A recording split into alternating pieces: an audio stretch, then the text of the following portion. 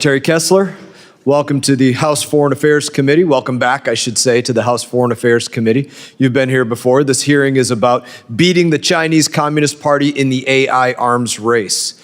It is a race that we can't lose. I think we all recognize that. We, the United States of America, and our great industries like Anthropic got to Mythos first.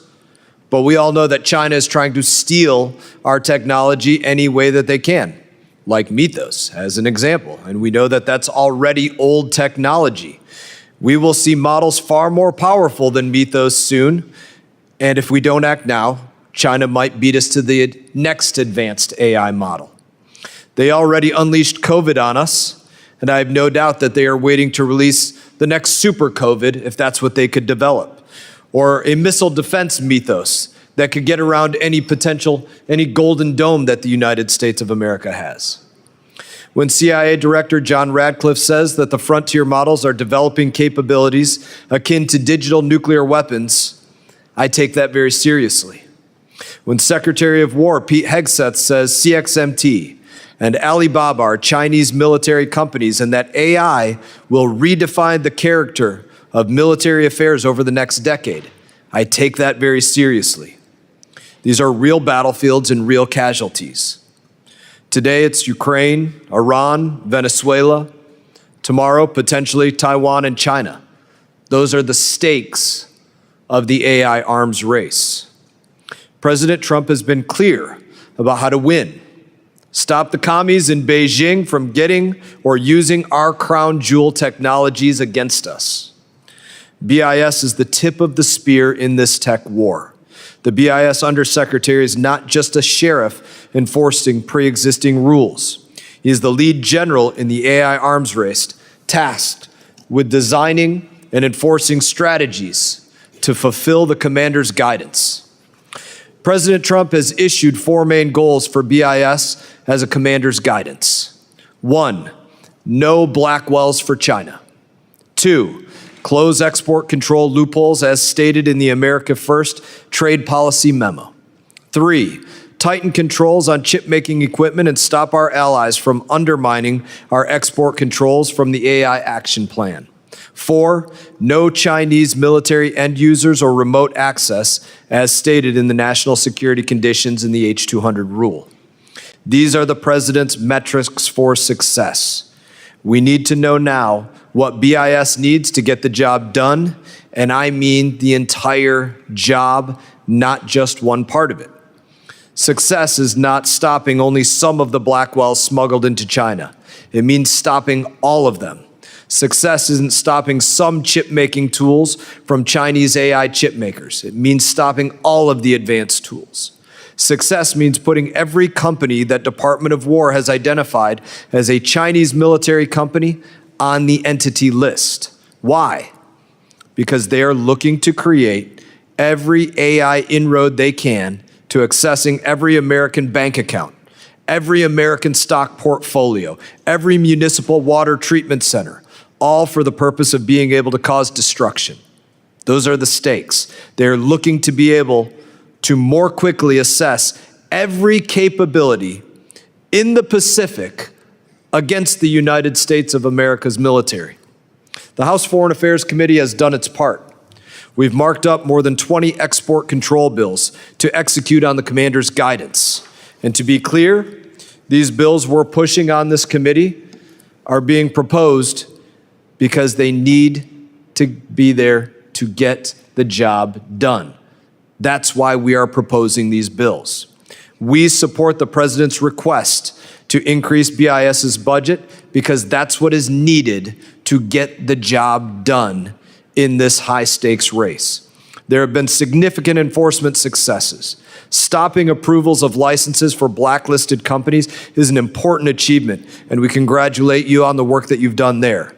But key orders from the president need to be fulfilled 100%.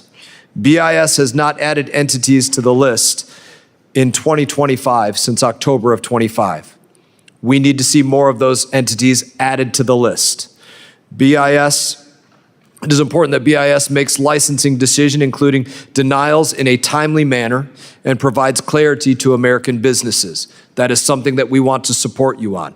BIS and the House Foreign Affairs Committee, working together, have to carry out the President's vision. We have to win this new Cold War against the commies in Beijing that are trying to steal everything that they can, and you are the shield from preventing them from stealing everything that they can. I thank you for coming today, Undersecretary, and I look forward to hearing your testimony. I would ask now unanimous consent that the member from Michigan, Chairman of the Committee on CCP, Chairman Molinar, be advanced to sit on the dais and participate in today's hearing without objection. Chair now recognizes, actually I will say this first because Ranking Member Meeks is not here right now. Other members of the committee are reminded that opening statements may be submitted for the record. We are pleased to have you, Undersecretary for Industry and Security, Jeffrey Kessler, before us today. Thank you for joining us again. Your full statements will be made a part of the record. I'll ask you to keep your spoken remarks to 5 minutes in order to allow time for members' questions.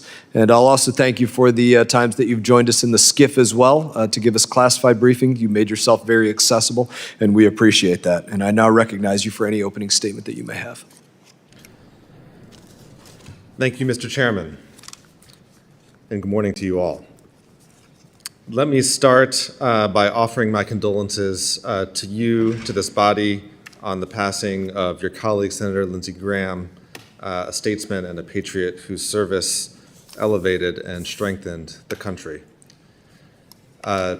Chairman Mast and distinguished members of the House Foreign Affairs Committee, thank you for inviting me to testify today on the fiscal year 2027 President's budget request for the Department of Commerce's Bureau of Industry and Security. BIS's mission is to safeguard the crown jewels of the American economy, our critical technology and supply chains. Under the leadership of President Trump and Secretary Lutnick, BIS is fulfilling this mission more strongly than ever. Consider the enforcement of our export laws. Before the Trump administration, the penalties for export violations were anemic. Licenses were being rubber-stamped, even for sensitive technologies and entity-listed companies. Too many in the business community viewed export controls as a cost of doing business, not a reason to change behavior. All of that has changed dramatically under this administration. From 2024 to 2025, the total monetary penalties imposed by BIS increased more than 18-fold, from $16 million in 2024 to $324 million in 2025. And in 2026, we've already doubled the amount of administrative penalties imposed compared to 2025. BIS's enforcement unit has closed out several landmark cases. Within the past year, BIS announced a $252 million settlement with Applied Materials on a case involving the illegal transshipment of semiconductor manufacturing equipment, $95 million administrative penalty on Cadence Design Systems in a case involving the illegal export of semiconductor design software, and a settlement agreement totaling $36 million in penalties in a Bosch case involving the diversion of microelectronics and automotive software to a company on the entity list. In addition to these civil resolutions, our agents, BIS agents, helped obtain indictments charging 3 individuals in a multi-billion-dollar scheme to divert servers containing advanced semiconductors through Southeast Asia. The problem now is that our resources are spread too thin, and we need more resources. Our enforcement officials are overburdened. They have more cases and more leads than they can handle, and more than their peers more than their counterparts at peer law enforcement agencies. BIS's enforcement unit should be orders of magnitude larger to safeguard critical technologies more effectively. And that's why the President's budget requests an increase for BIS's enforcement unit from $122 million in fiscal year 2026 to $301 million in fiscal year 2027, a 147% increase. This would enable the enforcement unit to increase from 299 positions to 669 positions. It would also enable BIS to increase the number of enforcement officials stationed overseas from 25 to 65. This appropriation would be a historic step toward transforming the agency to handle the national security mission that we have more effectively. The President's budget also seeks smaller but important increases in appropriations for BIS's Export Administration Unit, which handles licensing and supply chain investigations. This includes an $11.7 million increase in 38 positions to add specialized engineers and technical experts to support enforcement by performing the technical assessments and licensing determinations that form the basis for enforcement actions. It also includes an additional $20 million to support BIS's Section 232 program to revitalize industries that are critical to national security. President Trump has revolutionized Section 232 in his first term. He used it to address the security threats posed by foreign steel and aluminum imports. And now in the second term, BIS is using Section 232 more aggressively than ever, resulting in a manufacturing renaissance that's rebuilding our domestic industrial base, hiring American workers, and strengthening our national security. BIS has launched more than a dozen investigations, and the President imposed tariffs on steel, aluminum, copper, pharmaceuticals, semiconductors, autos, trucks, and lumber, with other sectors under consideration. Though we've instituted tariffs to address the national security threats, the benefits to the American people are enormous, and the administration has leveraged the authority to spur hundreds of billions of dollars in new investment in these critical supply chains. New factories are springing up across the country, including crude steelmaking capacity, aluminum plants, reshored auto factories, massive new investments in semiconductor and pharmaceutical production, and an additional $20 million investment in the group at BIS that administers Section 232 is well worth the investment. Let me now turn to the Office of Information and Communications Technology and Services, or OICTS. This office is responsible for mitigating foreign adversary threats in the supply chain. OICTS is implementing an industry-wide regulation, the first of its kind, to limit foreign adversary presence in supply chains. It's called the Connected Vehicles Rule. This rule prohibits foreign adversary software in U.S. passenger vehicles starting in model year 2027, which is what's being built now. It also prohibits foreign adversary connected hardware in U.S. passenger vehicles starting in model year 2030. BIS's enforcement of this rule has already made Americans safer. Following discussions with BIS, several auto companies have decided to excise foreign adversary technology from their U.S. product offerings. These companies understand that BIS will not tolerate a risk of sabotage or data exfiltration in the cars that everyday Americans drive, and they have changed their business plans accordingly. OICTS is currently heavily focused on implementing the Connected Vehicles Rule correctly, and in the future we expect the administration of this rule to become more routinized, and as that happens, OICTS will consider creating new regimes for other sectors that also have risks to their supply chains. And overall, we expect the volume of work at OICTS to remain steady from fiscal year 26 to 27, and that's why the President's budget doesn't request an increase for OICTS. I look forward to continuing the great work, the great collaboration that BIS has done with this committee, and working with you all to make sure that BIS has the tools and the staff and the resources that it needs to keep America safe and to sustain our national and economic security. Thank you, and I look forward to answering your questions. Thank you, Undersecretary Kessler. I will now recognize myself for questioning, and we will alternate between Republicans and Democrats for questioning throughout this hearing. I want to begin by this. You talked about the increase for the BIS budget. I think we could easily see the need to double it beyond the number that we're doubling it to right now because of the nature of the threat that is going on right here and the importance of this to the globe. So we know for a fact China is getting its hands on our most advanced AI technologies. It's not hyperbole. China has smuggled in thousands of Blackwell chips. They've smuggled them and they work to smuggle them every day. It is accessing perhaps hundreds of thousands of Blackwells through data centers in places like Singapore, Malaysia, Thailand. They are working to do this on a daily basis in other countries. And they have access to technology from the US and its allies to make its own chips, and they're trying to get that access through other allied countries on a daily basis. These are what China is working at every single day. That is the way at which they present the threat to your office.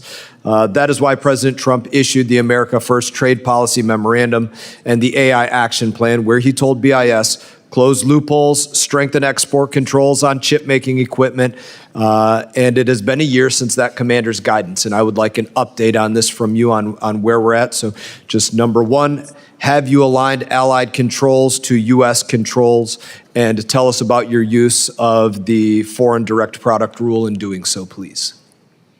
Absolutely. Thank you. We at BIS, we have made significant progress on several of the areas that you mentioned. When it comes to export controls, for example, on semiconductor manufacturing equipment, one of the most significant changes that we've made is to start applying the appropriate level of scrutiny to export licenses involving that technology and export licenses involving exports to entity-listed companies. One of the things that surprised me when I was in my office is to learn that the prior administration had granted thousands of export licenses to entity-listed companies. Is a problem. Can you get to 100%? I'm sorry? Can you get to 100% enforcement? Well, that's always the goal, and I agree with you that that's the benchmark by which we should be judged. To get to 100% enforcement, we do need additional resources. We are too small of an agency. We know, and I testified to the same thing a year ago, we know that we're only capturing the tip of the iceberg. We have shut down smuggling schemes. We have imposed major penalties on those who smuggle and divert our advanced technology. But unfortunately, there's a lot of illegal activity going on that we haven't stopped yet.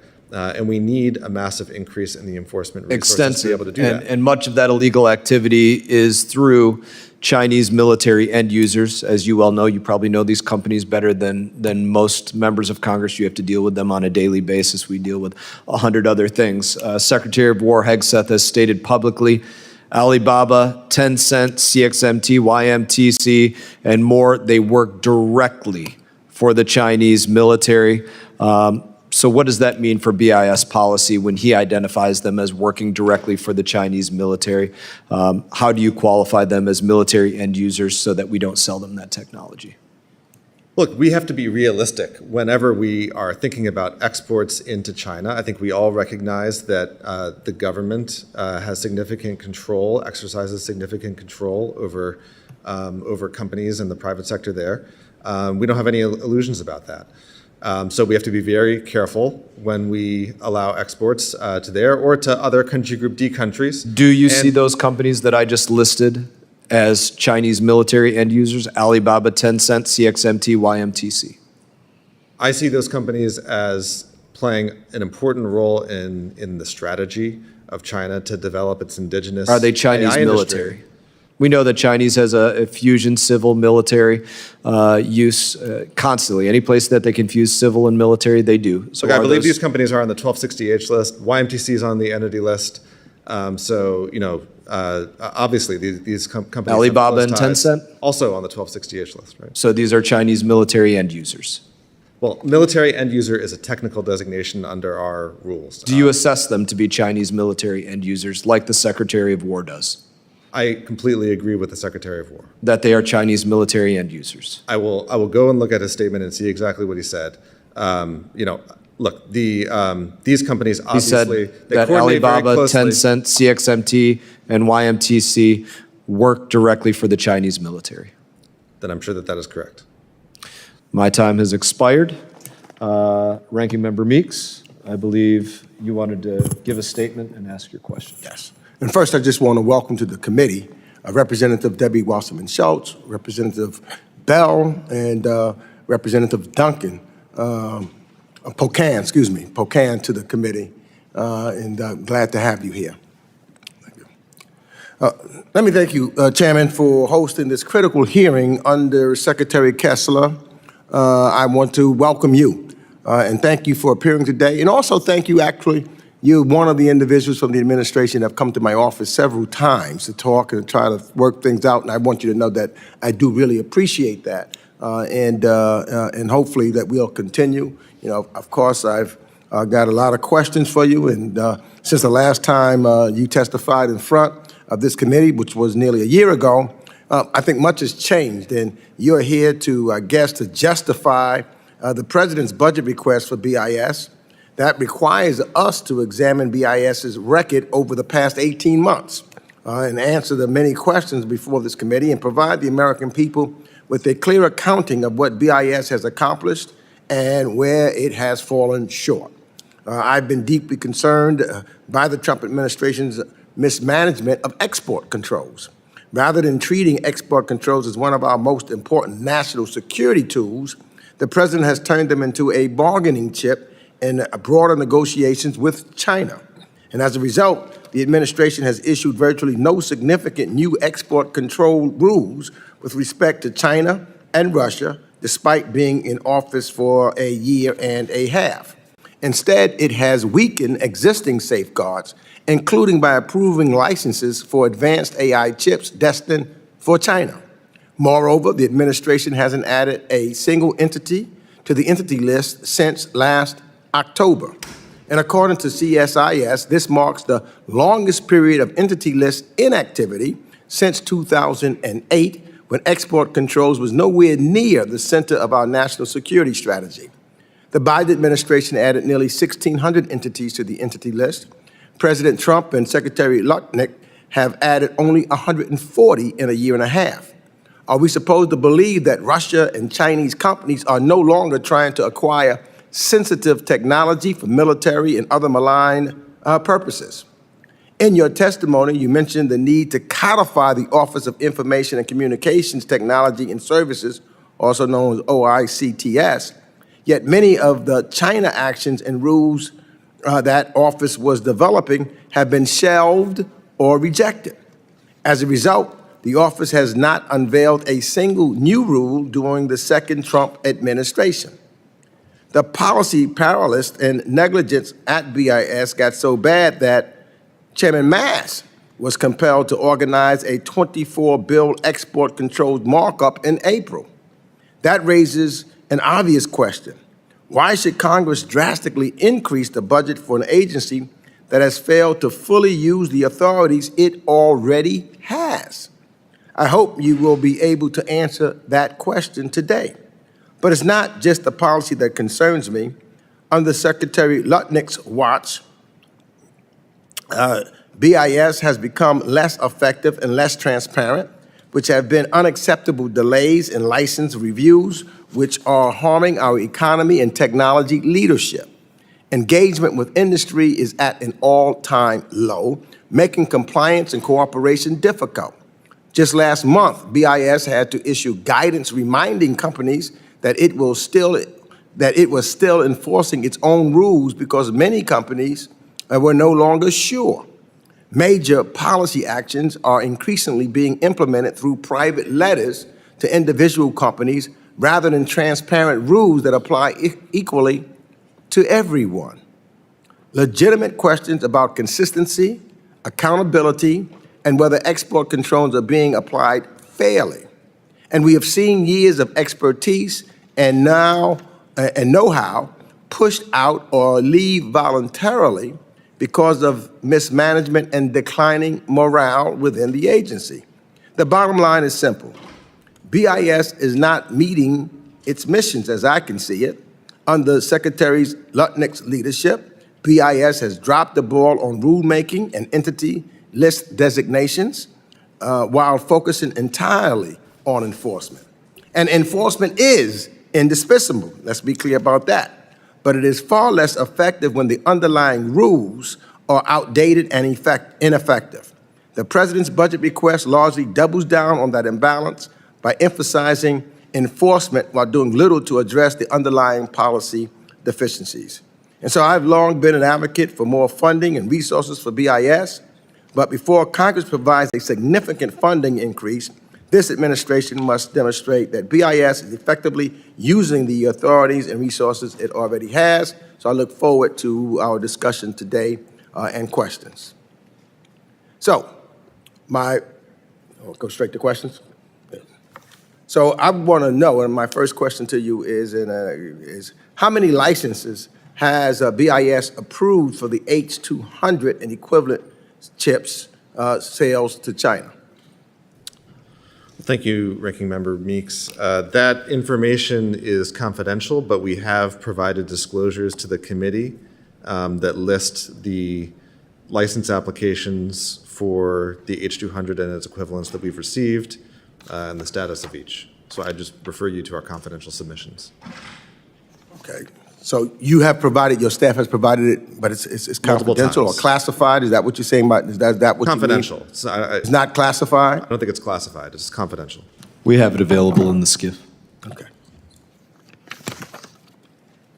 As of today, have shipments of the H200s or equivalent chips started to China or Hong Kong? To my knowledge, yes, but very few. And Okay, that's so you something don't- that we provided. We provided we provided a confidential update recently to the committee on that. So there have been shipments, but you say it is not, so we don't know. Do you know how many license approvals have led to the shipment thus far? We do. And again, we've given that information to the committee, and I'm happy to provide it to you in a confidential setting.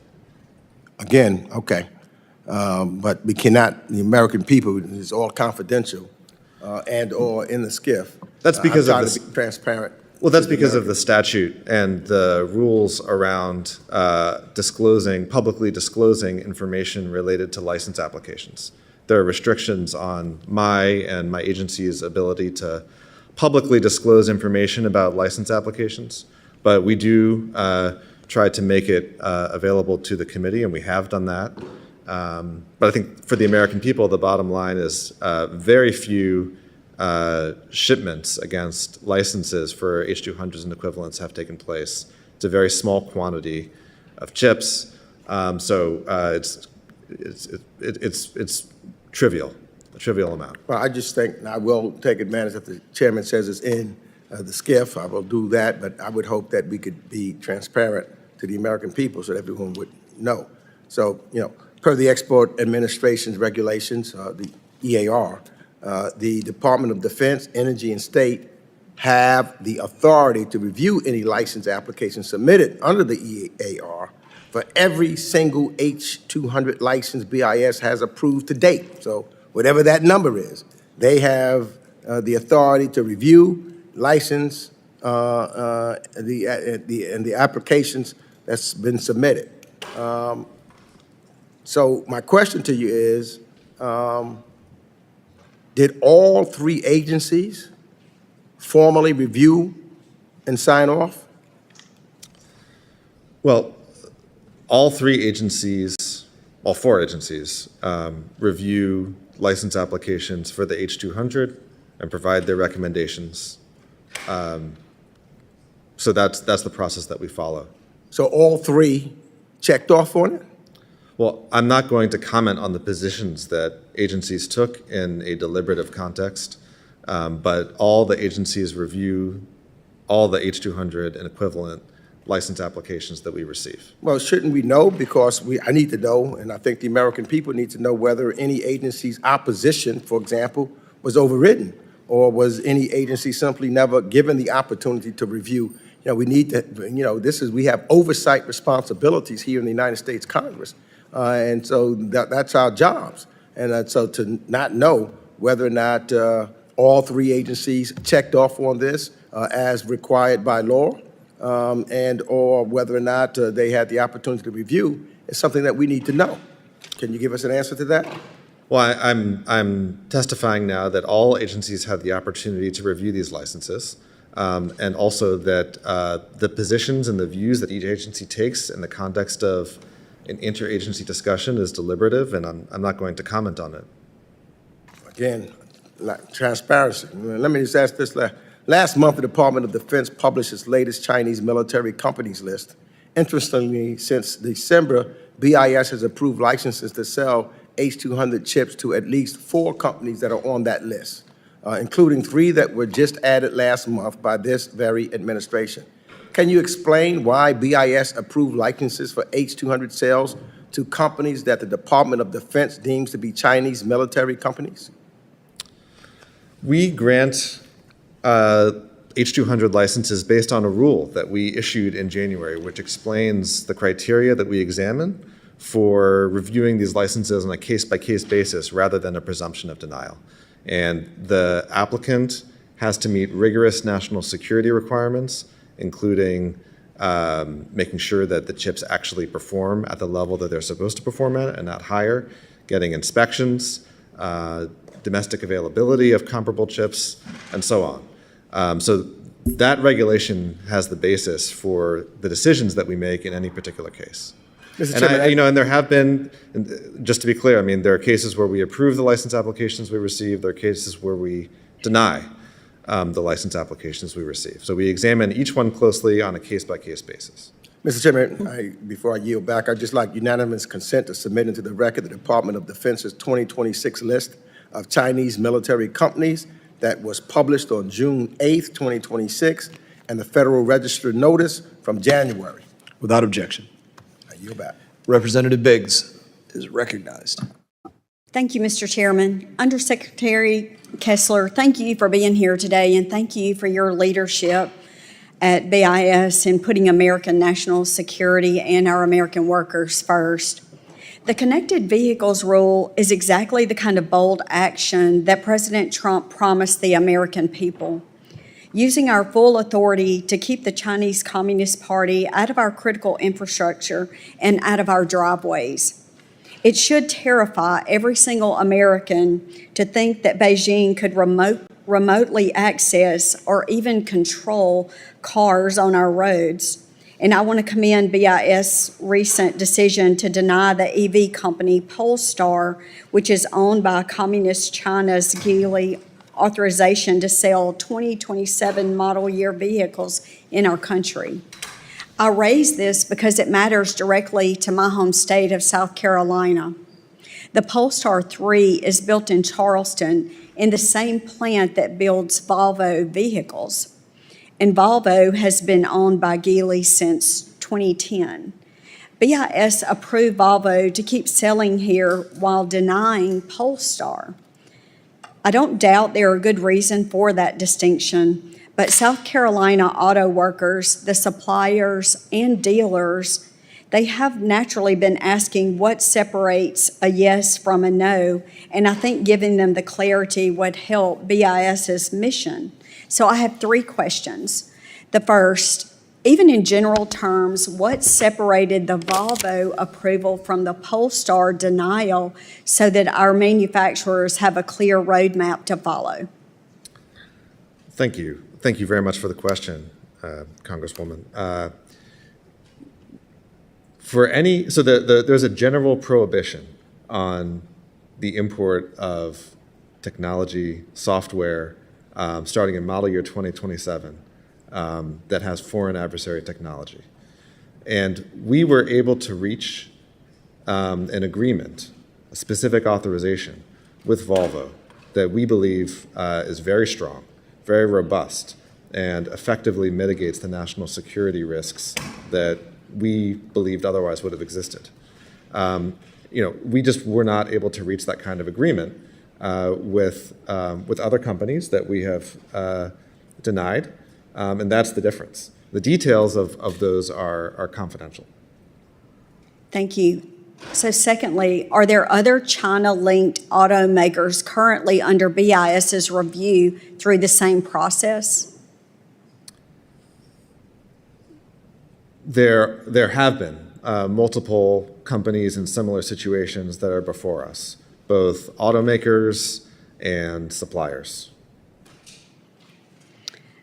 Okay, my third question. As South Carolina continues to grow as an automotive manufacturing powerhouse, how is BIS making sure this rule keeps the Chinese Communist Party out of our supply chains while ensuring that America wins the future of the auto industry?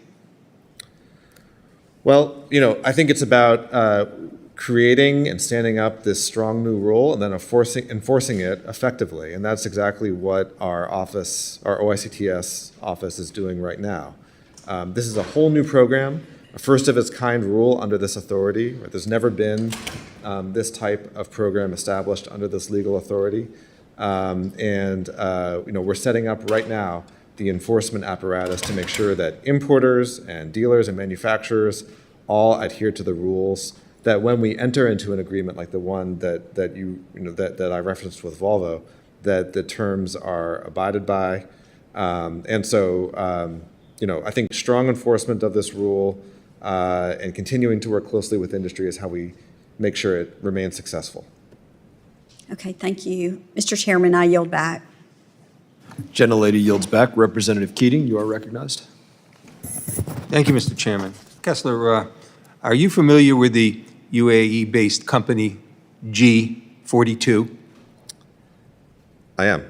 Are you aware of who the chairman of that G42 is? I am. Who is that?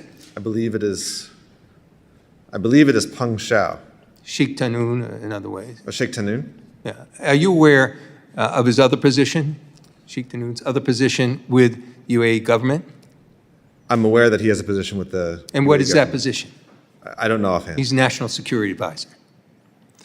So are you aware also that in the course of export controls, the very powerful semiconductor chip deal that was done in May, did you have other discussions as a member of the administration with other members of the administration on that change for those very powerful, sensitive computer chips that we were worried about getting in the hands of the Chinese?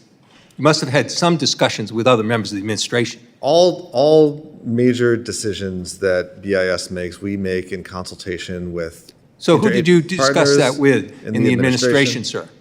Which decision are you asking about? About the approval to G42 and Sheikh Tanoon about these computer chips that are great security concerns and being in the hands of the Chinese. Who made that decision? Who made that decision? So when the Commerce Department makes a consequential decision. So you're aware, but did you have any discussions at all with Steve Witkoff, who's the envoy in the area? Certainly, he would be someone that you'd have a discussion with if you were dealing with G42 transfers and dealing with that area, since he's the envoy in the Middle East. I'm not going to comment. Why not? I'm not going to comment. Why not? I'm not going to comment on discussions. Why not? It's very relevant, sir. Trying to answer your question. You just said you're not going to comment. I'm asking why. My answer is that I'm not going to comment on discussions that I had or didn't have with any particular Good, I'm not individual. asking you to comment on the discussions. I'm asking you who you discussed it with. Did you have a discussion with Steve Witkoff? I don't care what you said to him. First answer the question. It's no security risk. It's no confidentiality. He's the envoy in the Middle East. Did you have a discussion with Steve Witkoff? Respectfully, sir, I'm trying to answer your question. No, you're not. You're trying to avoid it, frankly. I'm trying to tell you that I'm not going to disclose the content of deliberations. I'm not asking you the content, sir. I'm first asked you, did you have the conversation? At least you can share that with us. I'm not going to provide a chronology. You're not. No. I didn't ask for chronology. I asked you, did you have a conversation with Steve Witkoff? Respectfully, sir. There's no respect here if you don't answer the question, sir. I'm trying to tell you that I am. No, you're not. You're trying not to answer. So tell me the basic question: did you have a discussion with Steve Witkoff? That's pretty simple. I'm not going to provide an inventory of the. I didn't ask you for any inventory. I didn't ask you for content. I asked you a pretty simple question: did you have a discussion with Steve Witkoff? I believe that you're asking for information about. Oh, no, don't believe what I'm asking. Answer what I'm actually asking. I don't want to provide. You don't want to provide. Of course you don't. Tell me the simple answer. This is so elementary. Yeah, I'm not it's not covered by any confidentiality. It's not anything. I'm not asking for content. I'm asking for an answer. You're asking about deliberations that No, I'm not asking about deliberations. I'm simply asking you, had you had a conversation with Steve Witkoff about this? I'm not asking you content, deliberations. You can't answer that question. Look, I've given you my answer. No, you haven't, sir. How can you say you're giving him the answer? There's nothing more fundamental or simple than I'm asking you. Did you have a conversation with Steve Witkoff about this? I'm not going to provide an inventory of individuals. Why aren't you doing that, because sir? It's deliberative. It's deliberative. Right? It is not deliberative if you had a conversation. I'm not going to provide an inventory. You're evading the answer, sir. Why are you evading the answer? Because it's. Why are you evading the answer? Could it be the conflict of interest is there with Witkoff and World Financial and the Trump administration, which the president personally benefited by? Could it be that? Could it be a fear? Are you afraid to give an answer, sir? I'd be happy to give you an explanation. You're not happy to give me an answer. I can't believe Let's talk that you about- won't even let's talk admit about the if you had a UAE conversation with talk about Steve the Witkoff UAE about this. decision that we Mr. took Chairman, last I week. yield back. Representative Davidson is recognized. Thank you, Chairman. Thank you, Mr. Kessler, for being here today and for just providing clarity about the role the administration's doing to protect our national security. And I appreciate you doing that. One of the things that we spent a lot of energy on is getting an export control framework together. We worked, across not just State Department, but Commerce, Treasury. This is kind of a whole of government effort. And the budget needs to increase to be able to accommodate those kinds of roles. Could you give us an update on how that's going and how important it is to not only create the authorization, but to fund the office that you guys need to provide this oversight? Well, absolutely. Well, enforcement is really at the heart of the work that BIS does. Enforcement is the reason that, that the export control regime is effective. Enforcement is what creates the incentive for companies to comply, and it's what keeps the technology that we all care about out of the hands of our adversaries. Now, we have surged enforcement thanks in part to the additional appropriations that Congress has provided for fiscal year 26. We've hired a huge number of people just this year already, around 70 people, and we plan to continue hiring throughout the year. But as I mentioned in my opening testimony, I think that BIS ought to be orders of magnitude bigger to effectively fulfill its enforcement mandate. And we know that our enforcement officers are overburdened. We know that there is illegal activity happening that we're not able to stop because of the paucity of resources. And so we're asking Congress, the President's budget asked Congress for an additional significant increase in resources so that we can continue transforming BIS into an enforcement powerhouse. Thank you for that, and thanks for the additional explanation. And look, one of the things we want to do is make sure we have bright line, clear things, so there's not some unambiguous standard out there that it's not regulation by enforcement, but companies are clear on what they're supposed to do. Toward that end, I've working to pass a bill, the Biological Intellectual Property Protection Act, that would restrict the export of U.S. intellectual property and sensitive information related to synthetic biology to foreign entities like China. We know this has happened in the past. We're concerned that it could happen in the future. How important is it to have bright lines? Does that make enforcement easier? Well, it sounds like it would be helpful, and I'm happy to take a look at the legislation and work with your office on it.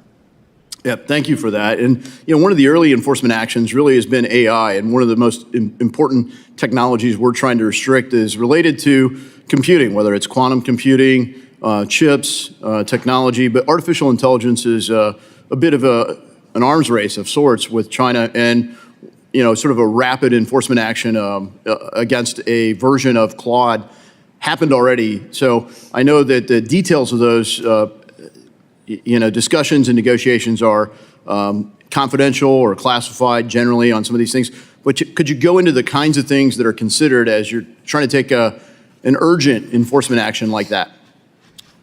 Yeah, absolutely. One thing that we expect of companies that are involved in developing frontier models is that they follow the procedure and the policy that's set out in the President's executive order on AI from June. And that's an important step, both in ensuring the security of the models and in instilling confidence in the government that if there are vulnerabilities, that we uncover them, we know about them, and we're prepared to deal with them. The government has several bodies that work with companies to evaluate the security of frontier models, including CASE at the Department of Commerce, not in BIS, but it's at the Department of Commerce. And so we encourage companies developing these types of models to work with us closely. Yeah, thank you for that. And then, I think one of the concerns a lot of my constituents have is their data, their private information.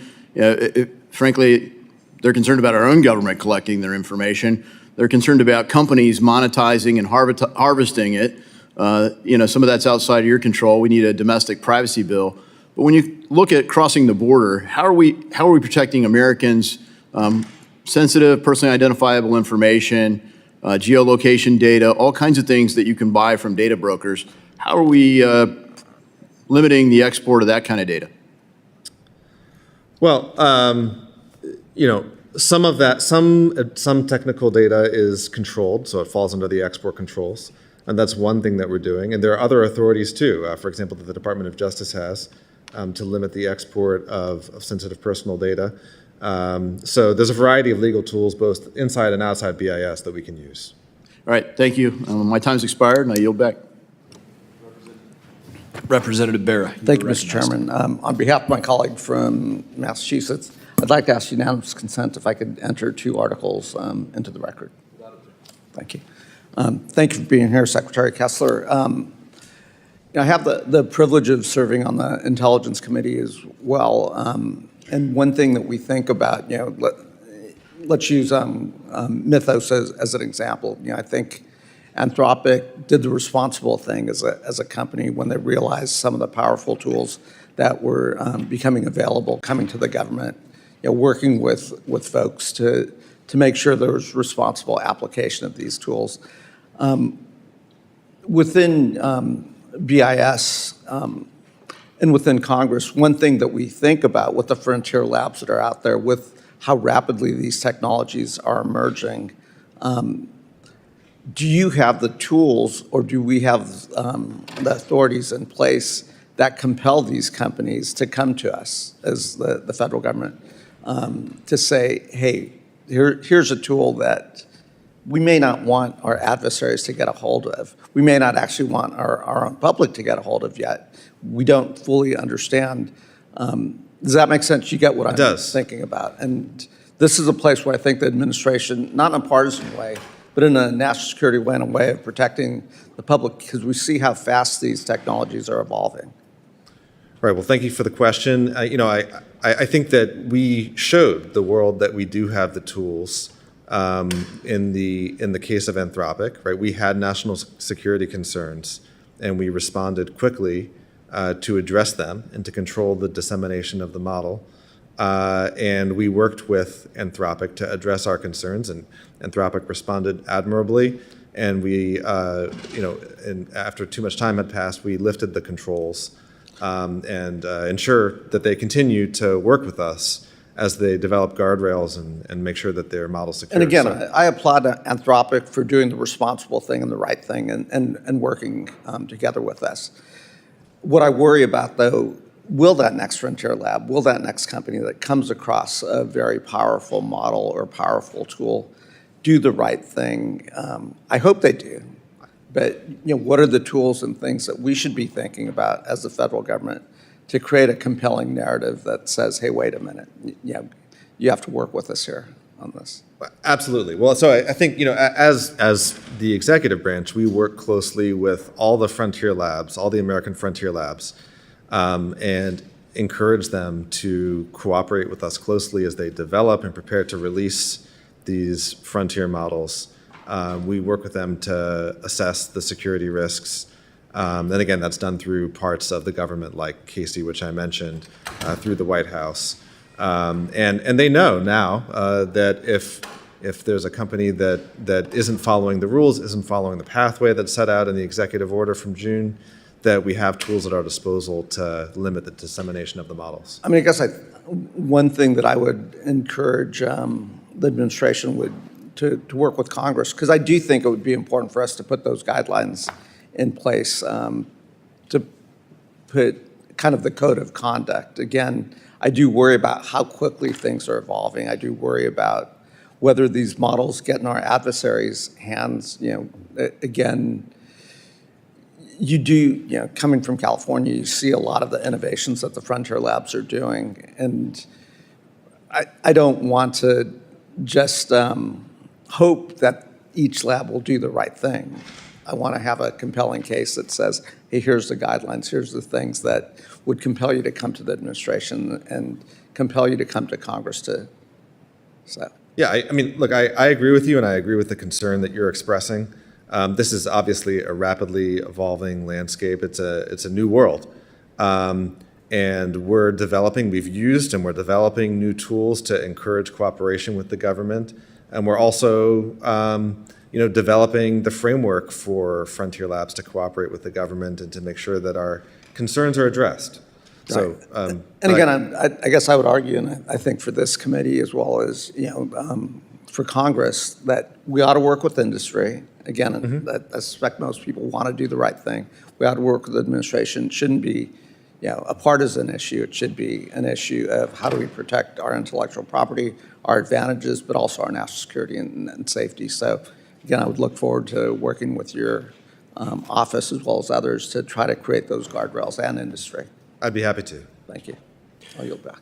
Representative Issa. Thank you, Chairman. Mr. Kessler, I appreciate that you've been very available for conversation and correspondence. So I hope you'll take my opening here as positive.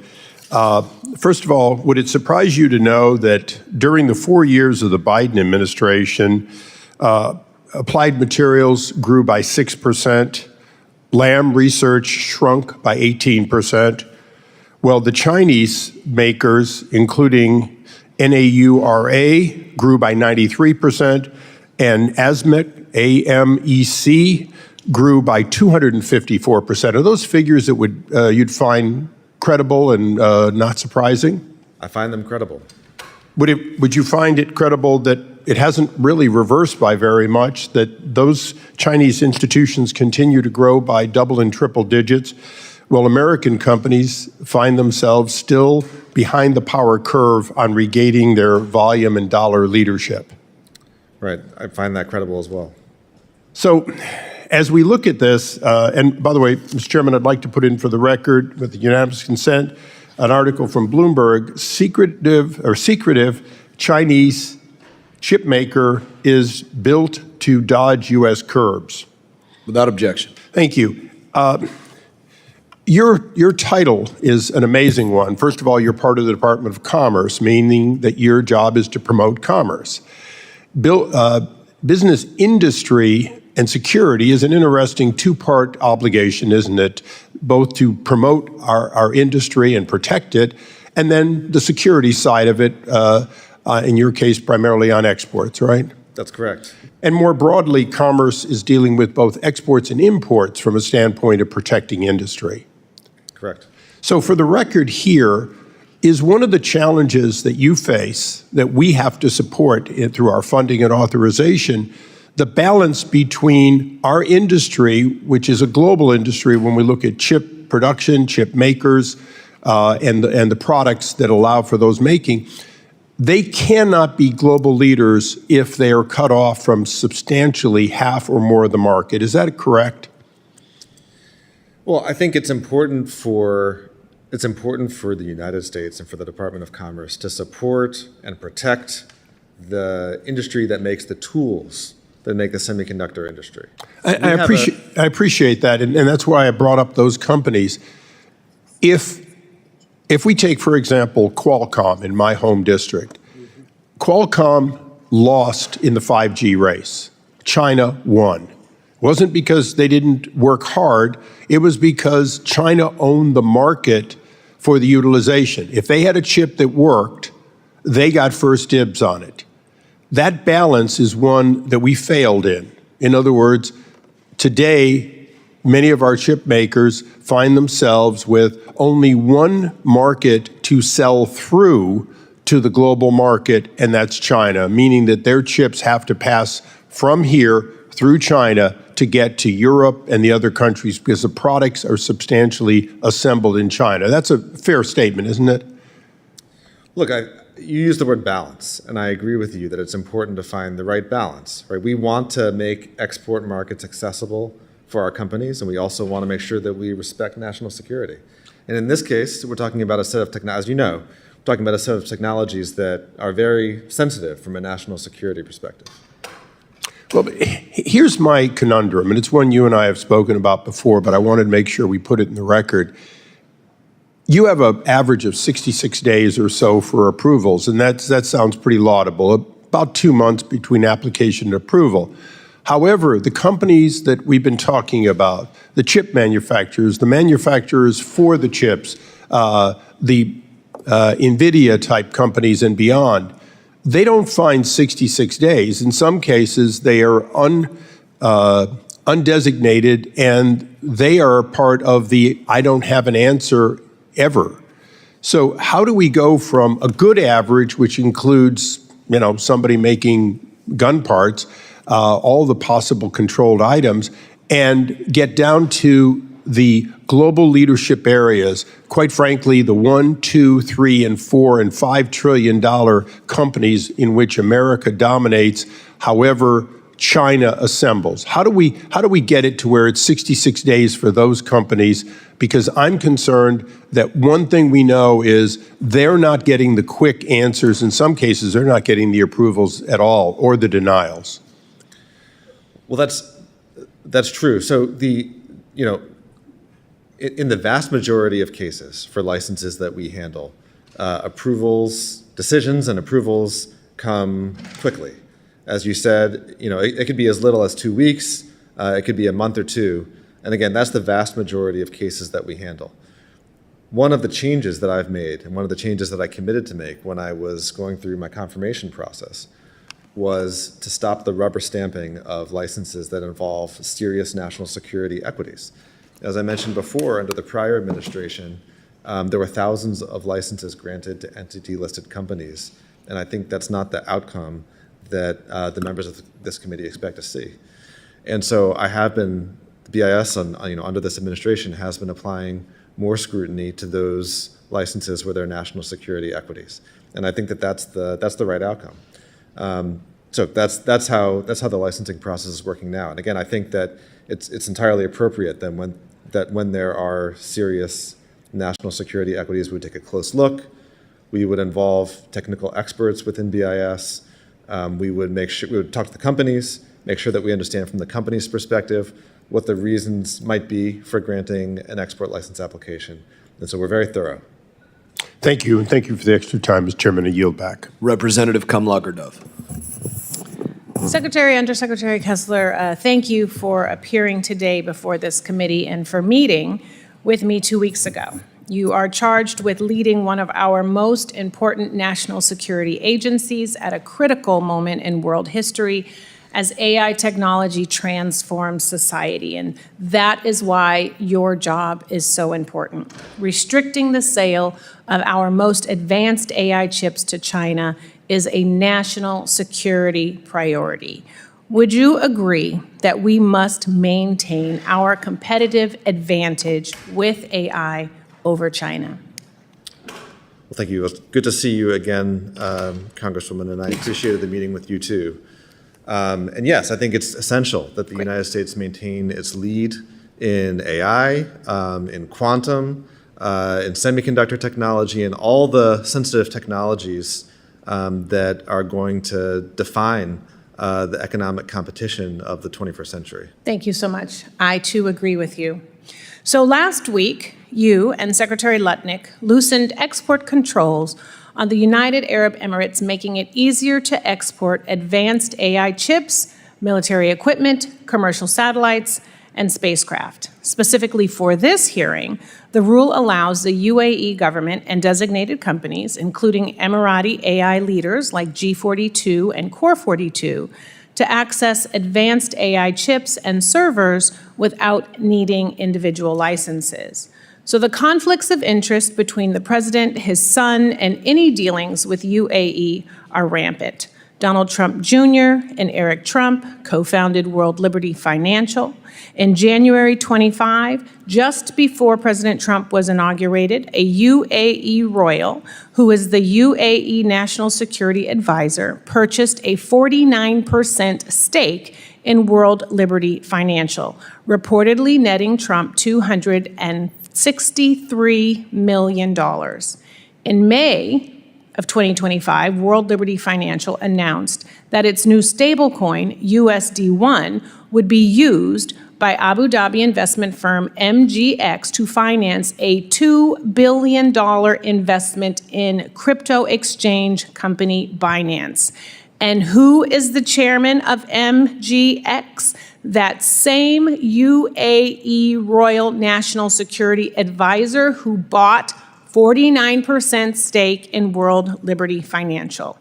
Now we have your announcement easing export controls on, you guessed it, the United Arab Emirates, who now stands to gain access to frontier AI chips. So I have to ask you, Secretary, have you or Secretary Lutnick had any discussions about the UAE and with World Liberty Financial or members of the Trump family?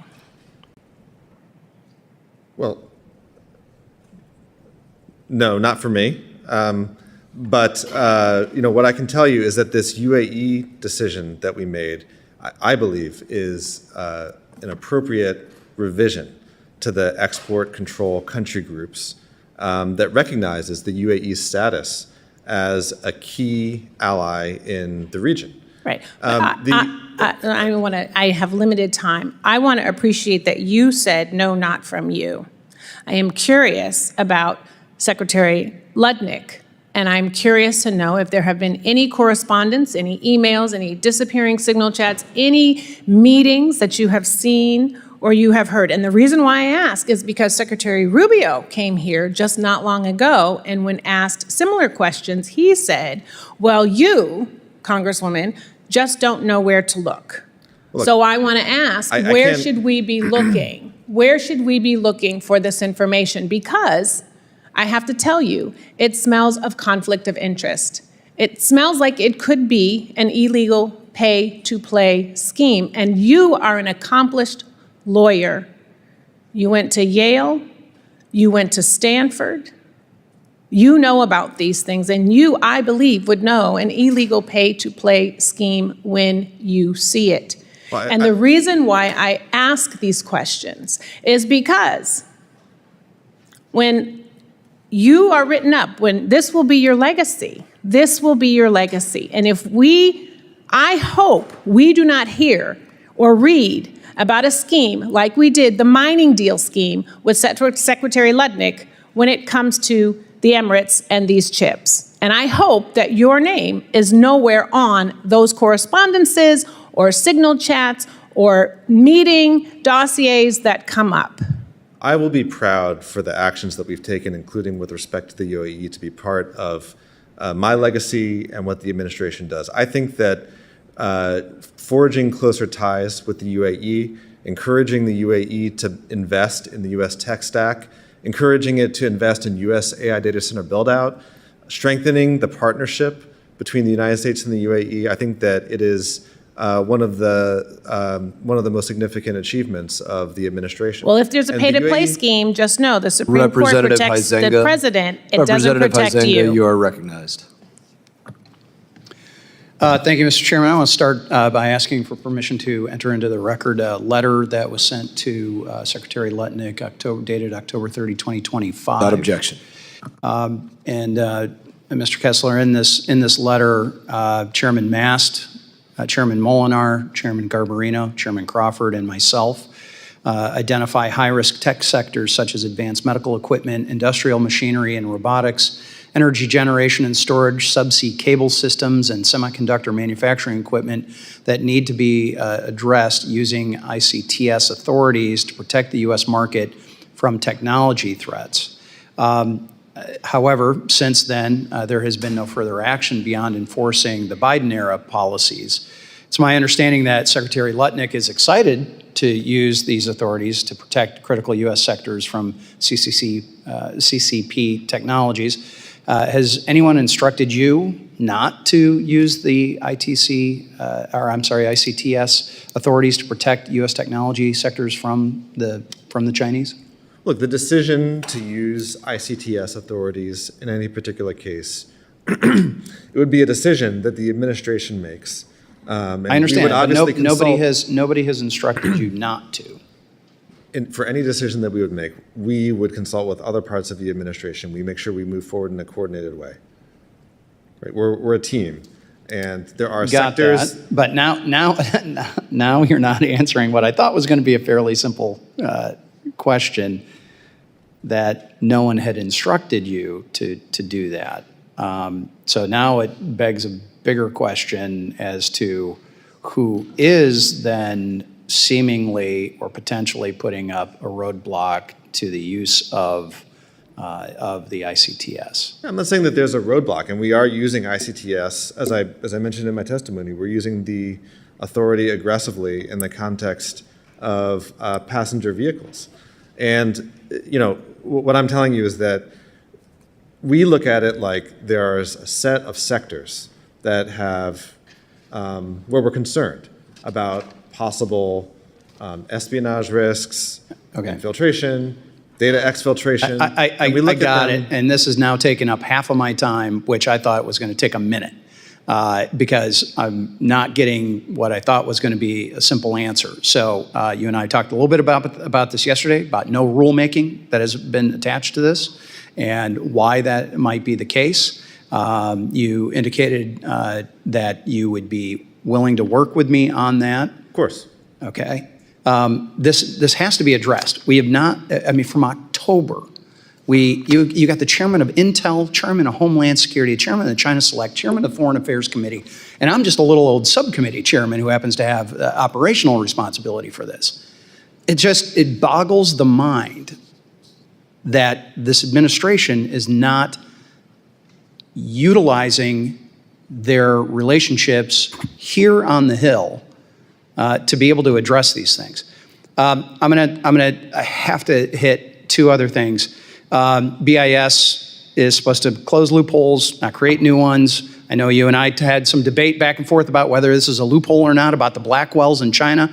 Why did BIS issue guidance in May 31st saying that Chinese companies can keep any Blackwell chips that they had bought? And whether those were legally or illegally obtained, shouldn't you be clear with the Chinese that they can't keep any Blackwells that they may have gotten through either smuggling or other loopholes? The guidance that we issued on May 31st clarified and reaffirmed a pre-existing policy that had been in place since November 2023.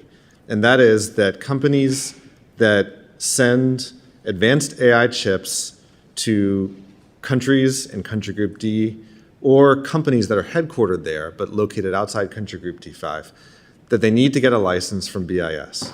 And if they hadn't, it would be a violation. And what the guidance says is they should self-disclose. And shouldn't there be a little bit more behind that?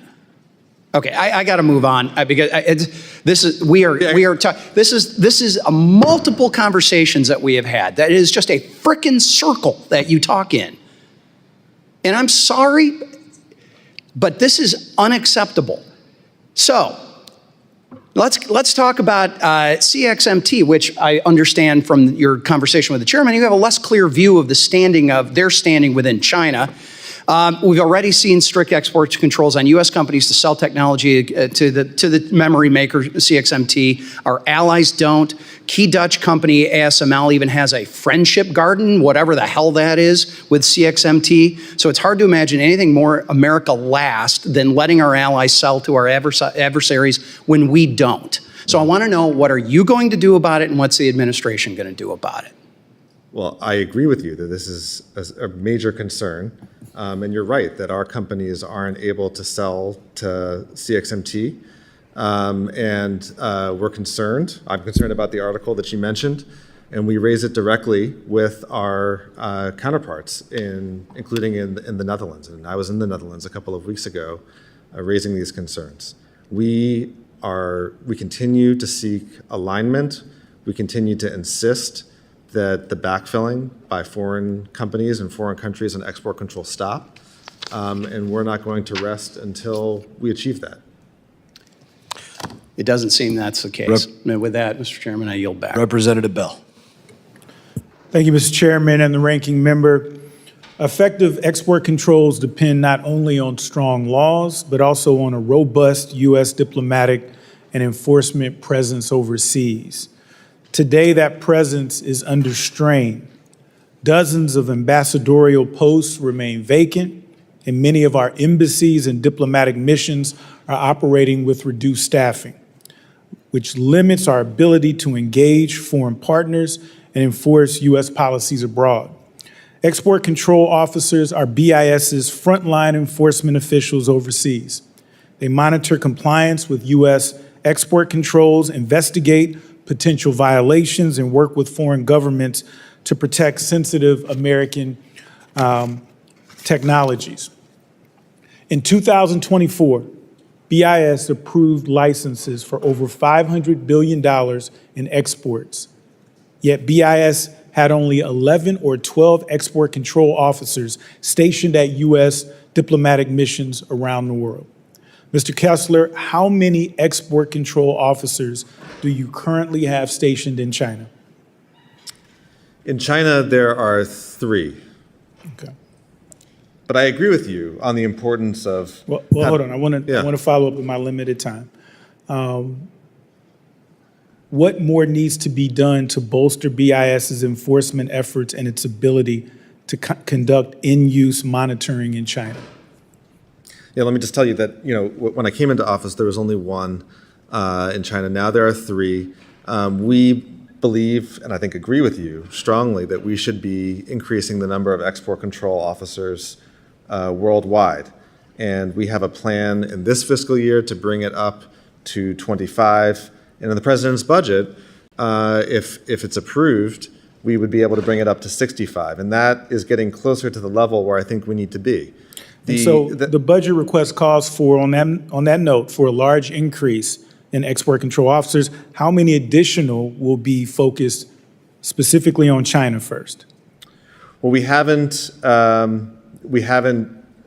assigned each of the 65 to countries, to specific countries. But what I can tell you is China, that our main adversary. Yeah, but what I can tell you is that, it's important to have not just export control officers in the country, but also in countries where we're concerned about diversion. I get that, but And we, I only have 5 minutes. So, in China, how many will be focused on China? Well, I don't have a number to give you right now. I haven't assigned the 65 to individual countries, but I can tell you that we're going to continue to focus on the risk of diversion to China and other country group D countries. Well, what about Russia? How many will be assigned to Russia? Have you thought about that? We typically focus the export control officers on countries where we're concerned about diversion, including to Russia. Okay. And so, for example, I believe that we have one in Finland. I want to stay focused on the questions just because I'm limited in time. So you don't have a number yet as far as Russia either, is that correct? I don't have a number, but I'd be happy to Okay. follow up with any other information that I can give you. Fair enough. Regarding Russia, it is known that Russia continues to rely on third country procurement networks to obtain controlled technologies. What additional authorities or international partners does BIS need to more effectively disrupt these networks? Well, I think it's about enforcement resources. It's about making sure that we can track multiple national security challenges at once. And that's the reason that we've been pursuing the enforcement surge this year, and that we requested additional enforcement resources for this fiscal year and a massive increase for the next one. I think it's about making sure that BIS can become an enforcement powerhouse. Okay. Last year, when the administration signed AI deals with the UAE and Saudi Arabia, it signed agreements with both of those governments to put security guardrails in place to protect U.S. technology and prevent access to U.S. technologies. Why were we placing those guardrails? Was it to prevent diversion to China? Well, when we make deals with other countries to facilitate the export of advanced AI chips, we want to make sure that we're doing that in a way that's consistent with national security, right? We welcome other countries, including Gulf countries, investment in American technology. We welcome their decision to build their own tech infrastructure on the American AI stack. And we also are mindful of national security and want to make sure that we're clear about what our expectations are. And last question. Now that we have lifted controls Your on- time has expired. Thank you. Thank you. Mr. Chairman. Representative Kim. Thank you, Chairman. Undersecretary Kessler, thank you for coming and testifying before us today. As you know, Chinese companies are not allowed to buy America's most advanced AI chips. So what do? They go straight to the source and hire companies like TSMC to manufacture the chips for them. And they hide these activities by creating shell or front companies. In 2024, TSMC manufactured AI chip was discovered inside Huawei's hardware by research firm Tech Insights. This was traced to a Huawei front company called SoftGo that received 3 million AI chips from TSMC. And following that revelation, BIS put in place the foundry due diligence rule to make sure chip makers like TSMC do not accidentally make more AI chips for Huawei. But there are now questions about whether overseas Chinese subsidiary companies in places like Malaysia and Singapore are exploiting a loophole. So, Undersecretary, pursuant to the foundry due diligence rule, are you currently enforcing a license requirement for a chip maker to be able to build AI chips for unapproved companies operating outside of arms embargoed countries? Well, thank you for the question. What I can tell you is that if a foundry, like the one you mentioned, provides advanced AI chips to a front company for another company that's in country group D5, that would absolutely be a violation. That would be something that we could investigate and enforce against. And that's under the current rules. So I don't think that this is a loophole. I think it's quite clear. Okay. We want to make sure that you are actually enforcing the current rules in place, and then of course, we don't want to make sure that we do not, allow China to be able to go behind our backs, and I need to make sure that BIS is enforcing it as strongly as possible. Of course, this is a major priority for us. Well, last June, you testified before our subcommittee on South and Central Asia that export control alignment with Japan and the Netherlands remains quote-unquote incomplete. But that's been 1 year since you said that. So Dutch and Japanese companies continue to sell chip-making tools or provide service and repair services to more advanced chip factories in China that U.S. companies are prohibited from selling to or working with. So can you provide any updates on BIS's progress on aligning our export controls on chip-making equipment, and have you set any specific deadlines? Well, thank you for the question again. What I can tell you, and I need to respect the confidentiality of diplomatic discussions that I have. I can tell you that there is cooperation with foreign governments on export controls. But unfortunately, I have to report that the cooperation remains incomplete. There's still more work to do. And that's a conversation that I have constantly, particularly with allies. So there's more work to do. Certainly. BIS has historically worked with the private sector through technical advisory committees as well as internal compliance departments. So, Undersecretary, you have previously discussed the importance of a dialogue with industry given the speed and the scale of the technologies that is under your jurisdiction. So can you talk about the collaboration between BIS and the private sector and how the industry assists BIS on issues of compliance or enforcement? Absolutely. Well, we work very closely with industry on a day-to-day basis at all levels in BIS, whether that's answering their questions, helping them understand the rules, or getting input on the rules that we should have and fixes to the rules that we should make. So, both in formal channels and informal channels, we're constantly consulting with industry. Okay, thank you. My time's up. Representative Costa. Thank you very much, Mr. Chairman. Thank you, Mr. Secretary, for appearing before the committee today.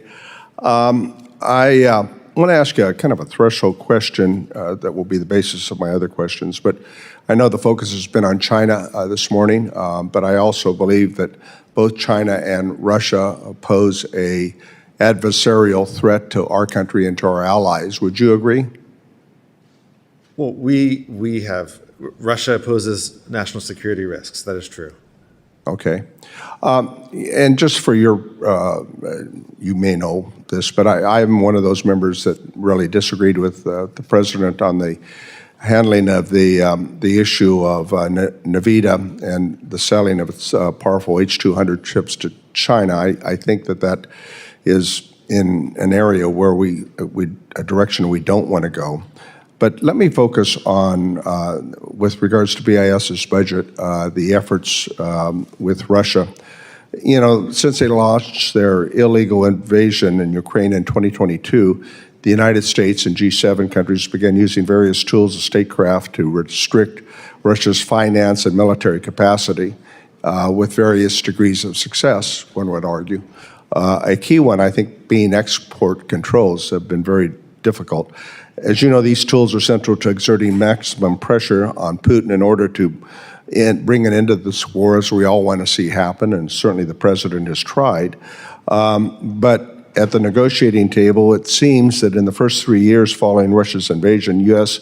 has imposed a range of new sanctions, export controls over Russia, with the Biden administration over 700 Russian entities to the entity list. But under the Trump administration, the U.S. export controls on Russia seem to have fallen off a cliff. In 2025, it seems the U.S. did not have any Russian entities to the entity list, but it even more importantly, I think, comes to enforcement, obviously, both with us and with the G7 countries. In Senator Graham's memory, in reference to the sanction bill that he was his bill and the proponent, how do you explain this drop-off in the U.S. export controls on Russia? And why does it seem, in my view, that the administration's taken the foot off the gas when it comes to exerting pressure? The president likes to leverage and takes great pride in that. We've got great leverage opportunities here. Why? Well, I don't see the same drop-off that you do, sir. You know, we continue to maintain the export controls that apply to Russia, and we continue to enforce them.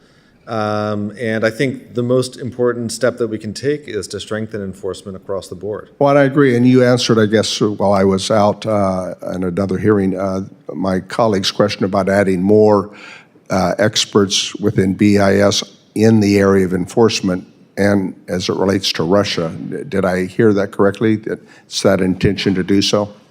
Well, we want to add experts within BIS across the board. Well, we need to. I think we need to strengthen our export controls, and how you're going to use this proposed additional funding, I think many of us are concerned with, not only on Russia, but China as well. They pose a threat. I mean, both President Zelensky indicated here within the last month they are retrieving missile that had been sent to Ukraine and crashed, that those components within those Russian missiles had parts, chips, and circuit boards that were manufactured either in the U.S. or in Europe. I mean, that means they're getting around the enforcement, right? Anytime we hear reports like that, we look into them, and that obviously raises a question about enforcement and adherence to our rules. Well, effective enforcement is what we want. Absolutely. And it seems that the Russians are very cagey and capable. I think from hard experience in the last several years, in circumventing these sanctions. Well, we're fully committed to cracking down on all enforcement, all circumvention, all diversion that we know of. Well, it seems to me that it's important that you report to the committee to the degree of additional funds, and I am one of those that thinks you ought to have more resources, frankly, in terms of our efforts to enforce effectively the sanctions both posed toward Russia and China. Mm-hmm. Do you agree? I appreciate that, yes, and willing to report back to this committee with the jurisdiction on what progress we can mark here before the end of the year? I'm happy to work with that I'm happy to work with you on that, absolutely. All right. The balance of my time has expired. More to be continued. Thank you. And best wishes, Congressman Costa. I don't want to ruin your reputation, but I agreed with everything you said. I now recognize myself, and indeed, Undersecretary Kessler, I'm grateful for your service, but I'm also extraordinarily appreciative of your South Carolina family heritage, and you're always welcome back to visit with the family. Thank you, I appreciate that. Please come back. With the visionary leadership of President Donald Trump and Ambassador Tom Barrack, Syria is emerging as a partner of the United States after 54 years of Ba'athist socialist dictatorship, 68 years of alliance with the Soviet Union. Last Wednesday, Senator Lindsey Graham met with Syrian President Ahmad al-Shara in Ankara as both attended the NATO summit. It is so meaningful that Senator Graham changed his position of concern about Syria to support Syria in line with President Donald Trump, give Syria a chance. I am grateful for the issuance of the export license of Nokia for the Syrian parliament. This ensures America is a partner by choice, not adversaries. With the upcoming lifting of the state's sponsor of terrorism designation, which I hope you expedite, how do you plan to further ease export controls such as possible for U.S. companies to invest and export to Syria to keep Syria thriving and support the sovereignty of Syria for the benefit of all of the Middle East? There's the possibility of a stability, peace, and prosperity that President Trump, I think, is correct, identifying for the first time in 3,000 years. And with that in mind, what can we do? Well, thank you, sir, for the question. I've been proud to support the fresh start that the Syrian people are making and to facilitate increased trade and investment with Syria through the export controls. As I know you know, we issued a regulation last year which eased export controls on Syria, and that's made a big difference, including in the case that you mentioned. Right now, as you mentioned, there was a notification to Congress about the SST designation of Syria, and we are going to talk to our interagency partners, to the State Department, and make sure that we keep the export controls in tune with other changes that are happening to the law, so that we can continue to encourage trade and investment. And again, what an extraordinary opportunity we have after decades of socialist rule to have a potential for a free and dynamic and stable and peaceful and prosperous Syria. So I wish you well on that. Thank you. And I want to join with Secretary Congressman Costa. There's evidence, disturbing evidence, that American components used in Russian weapons of mass destruction. I have sent several letters to the affected secretaries urging additional measures to be deployed to prevent sensitive technologies from reaching enemies of freedom to kill Ukrainian families. Adversaries should never benefit from American ingenuity. So grateful, as we're pending right now, for the Russian sanctions bill to be addressed as the Lindsey Graham sanctions bill, as he was a champion for Ukrainian victory. What is being done to close loopholes and prevent American companies from exporting radar components and other sensitive technologies to war criminal Putin? Look, I think in my mind, this is about strong enforcement, right? We need to make sure that whenever there's a violation happening, whenever we detect possible violations, whether it's through evidence from the battlefield or evidence from our companies, that we act swiftly to address it. And that's why we've requested the additional resources that we have in the budget to continue to surge enforcement. And again, thank you very much for your service. And again, I'm so thrilled to find out your South Carolina heritage. It's certainly meaningful to me and my constituents. With that in mind, we now go to my friend from California, Congresswoman Jayapal. Thank you, Mr. Chairman, from Washington. But Mr. Undersecretary, it's good to have you here today. Thank you. Your agency plays an important role in American AI policy. Both foreign and domestic AI companies are actually built on a mass surveillance regime that prioritizes winning the so-called arms race by putting private Americans' information at risk. through export controls and other mechanisms, your agency is in a unique position, I think, to ensure that AI systems are safe, effective, and equitable. Last month, shortly after Anthropic released its new Fable 5 and Mythos 5 models, your agency sent the company a cursory letter that a license would be required for any foreign person to access their models. In response, the company shut down access to these models for all users. After 2.5 weeks of negotiations between the Trump administration and the company, your agency partially reversed the restriction. Did you participate in any of those discussions with Anthropic? Well, this was an action that was taken under the export control authorities. So yes, I was involved in the actions that we took. And is it true that the reason your agency issued the letter was because Amazon CEO Andy Jassy raised concerns to White House officials about the ability to bypass the AI model's guardrails? Whenever we see a risk to national security, whether it's from a frontier model or something else, we want to act swiftly to address it. And that's what we did in this case. But were you responding to concerns that Amazon CEO raised to you? Is that where the concern came from? The concern, look, we have a whole of government apparatus that evaluates frontier models. It wasn't just, it wasn't like based on a phone call. It was based on our evaluation of the risks of the dissemination of the model and our concerns about what we didn't know. And that's why we issued the controls. We worked with the company. They cooperated over the course of a few weeks admirably with the administration. And when we were able to resolve our concerns and ensure that they would continue to work with us and continue to help us understand the vulnerabilities in the models, then we lifted the controls. Thank you. I ask because there's a Politico article that suggests differently. It says that Amazon, quote, raised concerns to the White House and, quote, was responding to an administration request for feedback. And so I guess what I want to know is, did your bureau make an independent analysis of the security risks? You can just say yes or no. Well, the assessment of the risks is not housed in BIS in the first instance, I would say.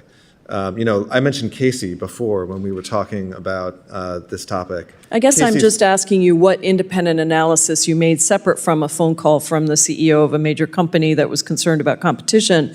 I'm wondering if you actually went through an analysis of your own and whether the other 3 agencies with jurisdiction on export controls, that's State, Defense, and Energy, did they sign off on the restrictions? Well, the U.S. government makes its own independent assessments of the risks of frontier models, absolutely. So you did your own independent analysis to come up? The government does, yes. And the other 3 agencies with jurisdiction on export controls, they all signed off on the restrictions? Well, when we issue as informed letters, we don't necessarily go through the same kind of interagency process that we would do when we have a license. But I think it's important to know that the government is conducting its own independent assessment of frontier models. Well, that is very important because I do think that at the end of the day, these issues are too complex and important to be decided on political favoritism or the advice of a big tech CEO, even though he's my constituent. Amazon is located right in my district.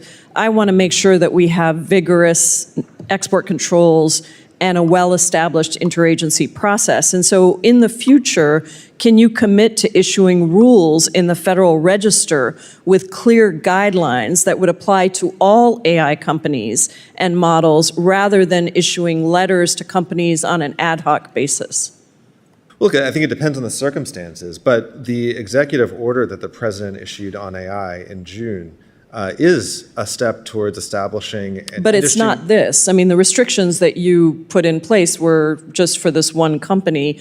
Are you going to establish clear rules and guidelines, publish them in the register so everyone understands what they are, so that there's not a perception that you're giving favoritism to one company over another? I expect that the government will develop more rules on the release of frontier AI models. So I think that's going to happen. So that's a yes, Ladies' you'll time commit has to that. expired. I will now recognize Thank the you. member from New Jersey, Mr. Kane.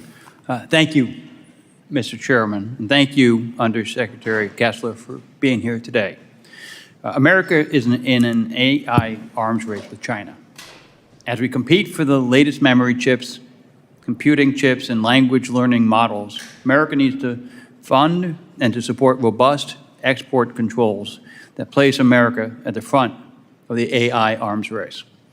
Under Secretary Kessler, whistleblowers have long been a cornerstone of America's intelligence gathering operations. However, the Bureau of Industry and Security, BIS, does not currently have a whistleblower reward program. Do you agree that a whistleblower program would strengthen intelligence gathering and enforcement efforts at BIS? I think that sounds like a constructive idea. I can tell you that whistleblowers right now play an important role in our enforcement efforts. We have cases that we generate based on credible leads from whistleblowers. So yeah, I think that facilitating more of that type of activity and disclosure to Commerce is constructive. The Stop Stealing Our Chips Act, which I co-led with Representative Johnson of Texas, creates a whistleblower incentive program at the BIS. This bill recently passed the House Foreign Affairs Committee with overwhelming bipartisan support and passed out of the Senate with unanimous consent. I look forward to seeing this bill considered on the House floor in the very near future. I also appreciate your leadership in strengthening America's pharmaceutical supply chain and advancing domestic manufacturing. My district is home to numerous rare disease drug developers who are typically small biotechs with only a few FDA-approved products. Their patients are often children who have few to no treatment options. So I was encouraged that the administration's Section 232 Pharmaceutical Tariff Proclamation, the President recognized that the supply chain of rare disease therapies would receive a 0% tariff rate. Could you provide an update on when the Department of Commerce expects to publish the Federal Register notice clarifying the implementation of the Section 3D 0% tariff treatment for pharmaceutical products?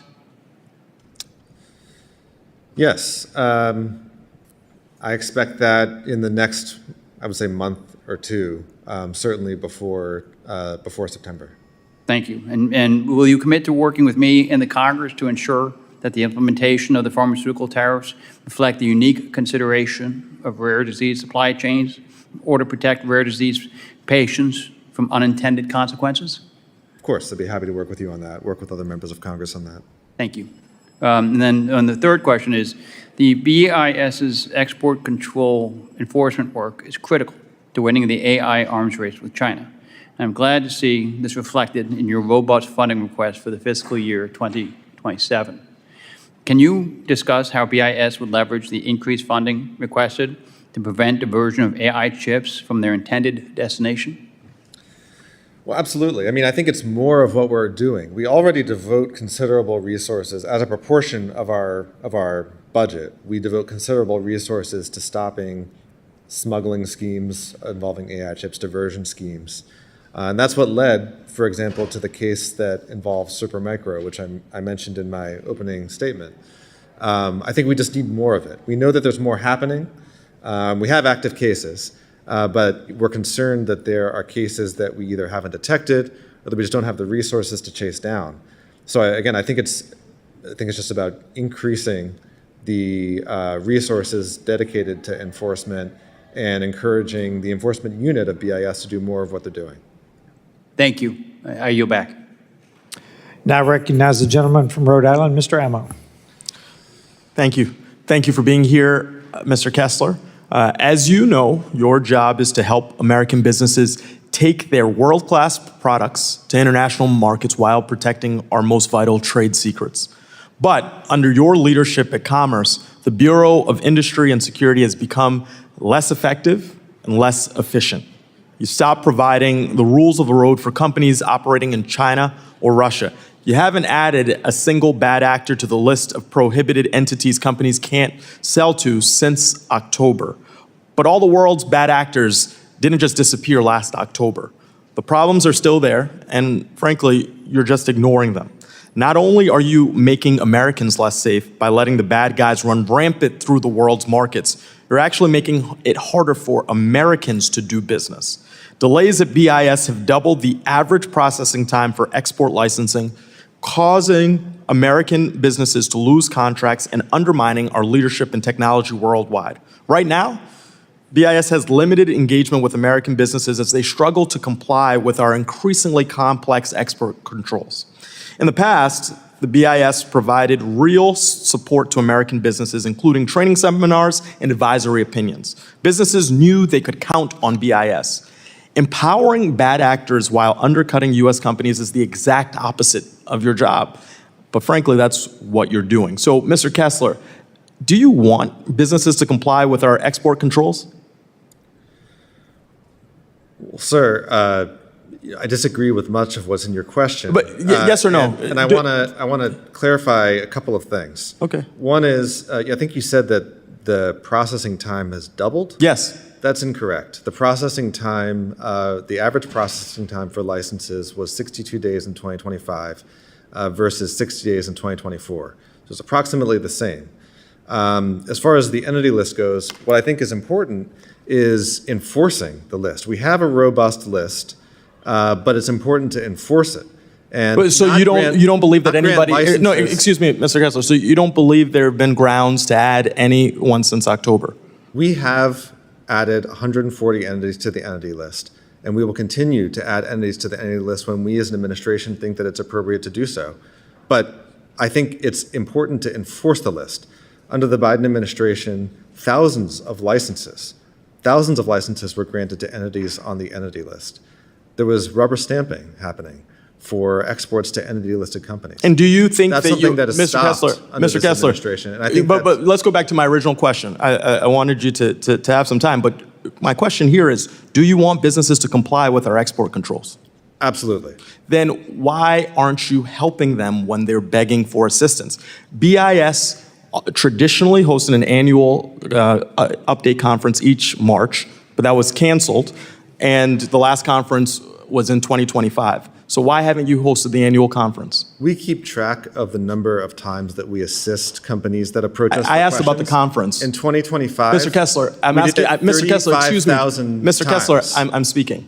So, and I asked you a question. Why haven't you hosted the annual conference? What I'm trying to explain is that we help companies routinely on a daily basis, many times a day, such that in 2025, we did it 35,000 times. And that was more than the prior year. It was an increase over the prior year. We will continue to host an update conference. Okay, so that's answering my question. So you plan to host a conference this year? Likely this year. Good. Okay, because the challenge here is when you reduce BIS's ability to work with American businesses, that's dangerous. It reduces compliance with our export controls, increases the chances that our sensitive technology ends up in adversaries' hands. There are consequences. So just flippantly saying we do it in a lot of ways, but we're going to cut off in an essential way is not satisfactory to me. You know, this is why I introduced the Strengthening Export Controls Compliance Act to require BIS to re-engage with industry. The bill passed this committee earlier this year with overwhelming bipartisan support. So my colleagues share my sentiments. This bill improves compliance with our export controls, strengthens national security, allows BIS to focus on its enforcement resources on bad actors rather than honest mistakes. So that's a win-win. So here's the top line. I'm hoping that you make the changes needed to restart engagement, to do it with the thoroughness that's required, to increase compliance and to protect national security. The stakes are high. And so it isn't just, an informal process. Use the tools that you have at your hand to do something that's important to the safety and security of this nation. With that, I yield back. Representative Barr. Thank you, Mr. Chairman. Undersecretary Kessler, thank you for your testimony here today. In response to that last round of questioning, you're being accused of running a less efficient export control system. What is a more efficient export control system? More entities being added to the list, but constant licensing? Or a thoughtful process of adding entities with the proper issuance of licenses without automatic issuance of licenses? What is the more efficient system? Well, I think the latter. Yeah, I do too. And I appreciate the administration and your focus on enforcement. Because if you really want to get tough on adversaries and make sure we don't have the technology transfer that we're concerned about, the enforcement piece is really the difference that this administration is making from the prior administration. So for years, we've seen only 11 export control officers stationed worldwide. And these are the officials whose job it is to make sure that the products that we sell worldwide actually go to where they're supposed to go and don't go to where they're not supposed to go. We had only one single officer in Southeast Asia, a hotbed of smuggling.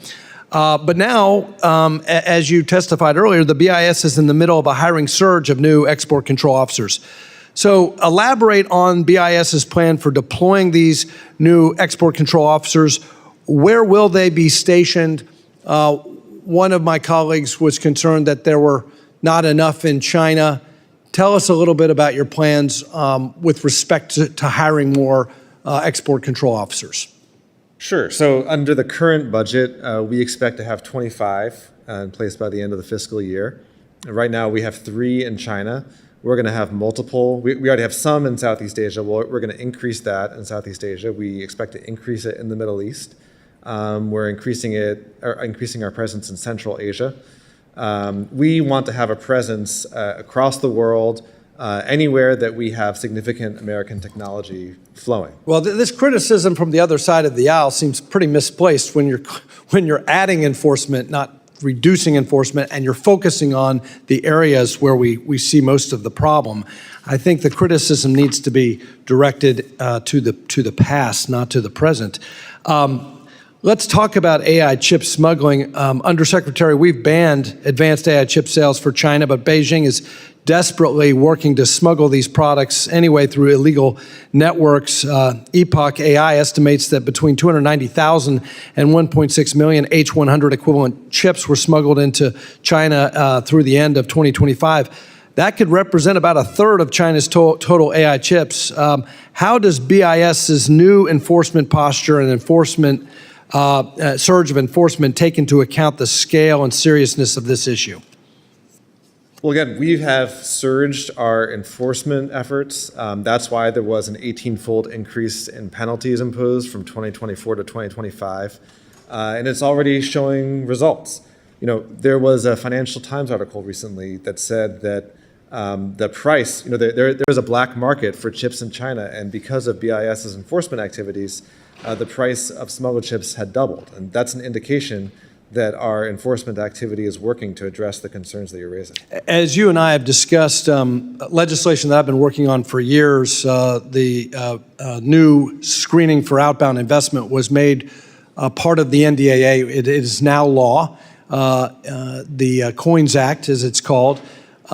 That law was rooted in a recommendation from the U.S.-China Economic Security Review Commission for many, many years. So we now have this new interagency tool to screen outbound investment. And one of the requirements that it imposes on Commerce is, as well as Treasury and the Department of War, is an alignment of these lists. So you manage the entity list. There's the 1260H list at the Pentagon. There's the CMIC list at Treasury. And the idea is that we shouldn't allow U.S. investment into a foreign entity that helps facilitate the development of technology when BIS is using export controls to restrict the transfer of that technology. Have you begun with the Pentagon, with Treasury, to start to align the entity list with some of these other lists so that the export control system that we have works in tandem with restrictions on outbound investment? These are discussions that we have all the time with the other agencies about the different lists. So yes, discussions are going on.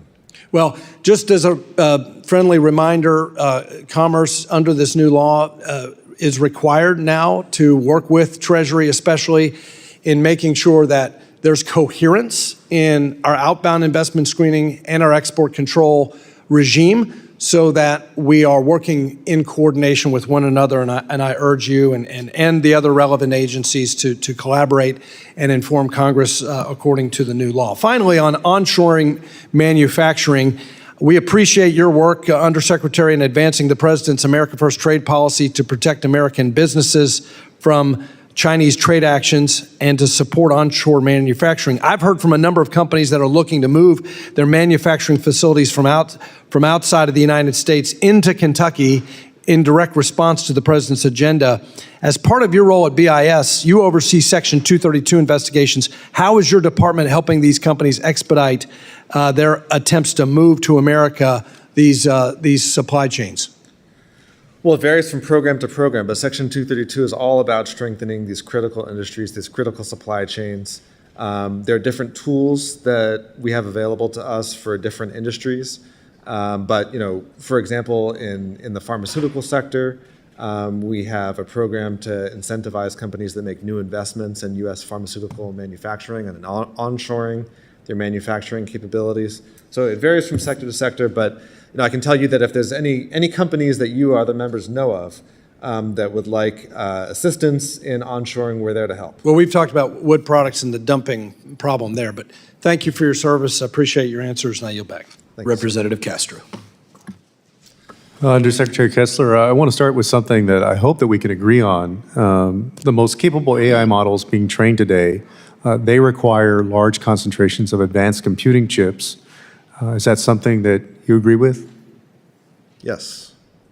And would you agree that the Chinese military and entities affiliated with the Chinese military should not have access to these chips to train their own AI models? Well, I think it's important for American technology to be used for American companies in training our models. Right, and not Chinese models and companies that are affiliated with their own military? Right, they should be strengthening America. Sure. Well, so I guess my question is, on June 8th, the U.S. Department of Defense listed Alibaba, a Chinese company, as having ties with the People's Liberation Army. In May, it was reported that the Commerce Department authorized 10 Chinese companies, including Alibaba, to purchase NVIDIA's H200, a highly capable AI chip, as you know.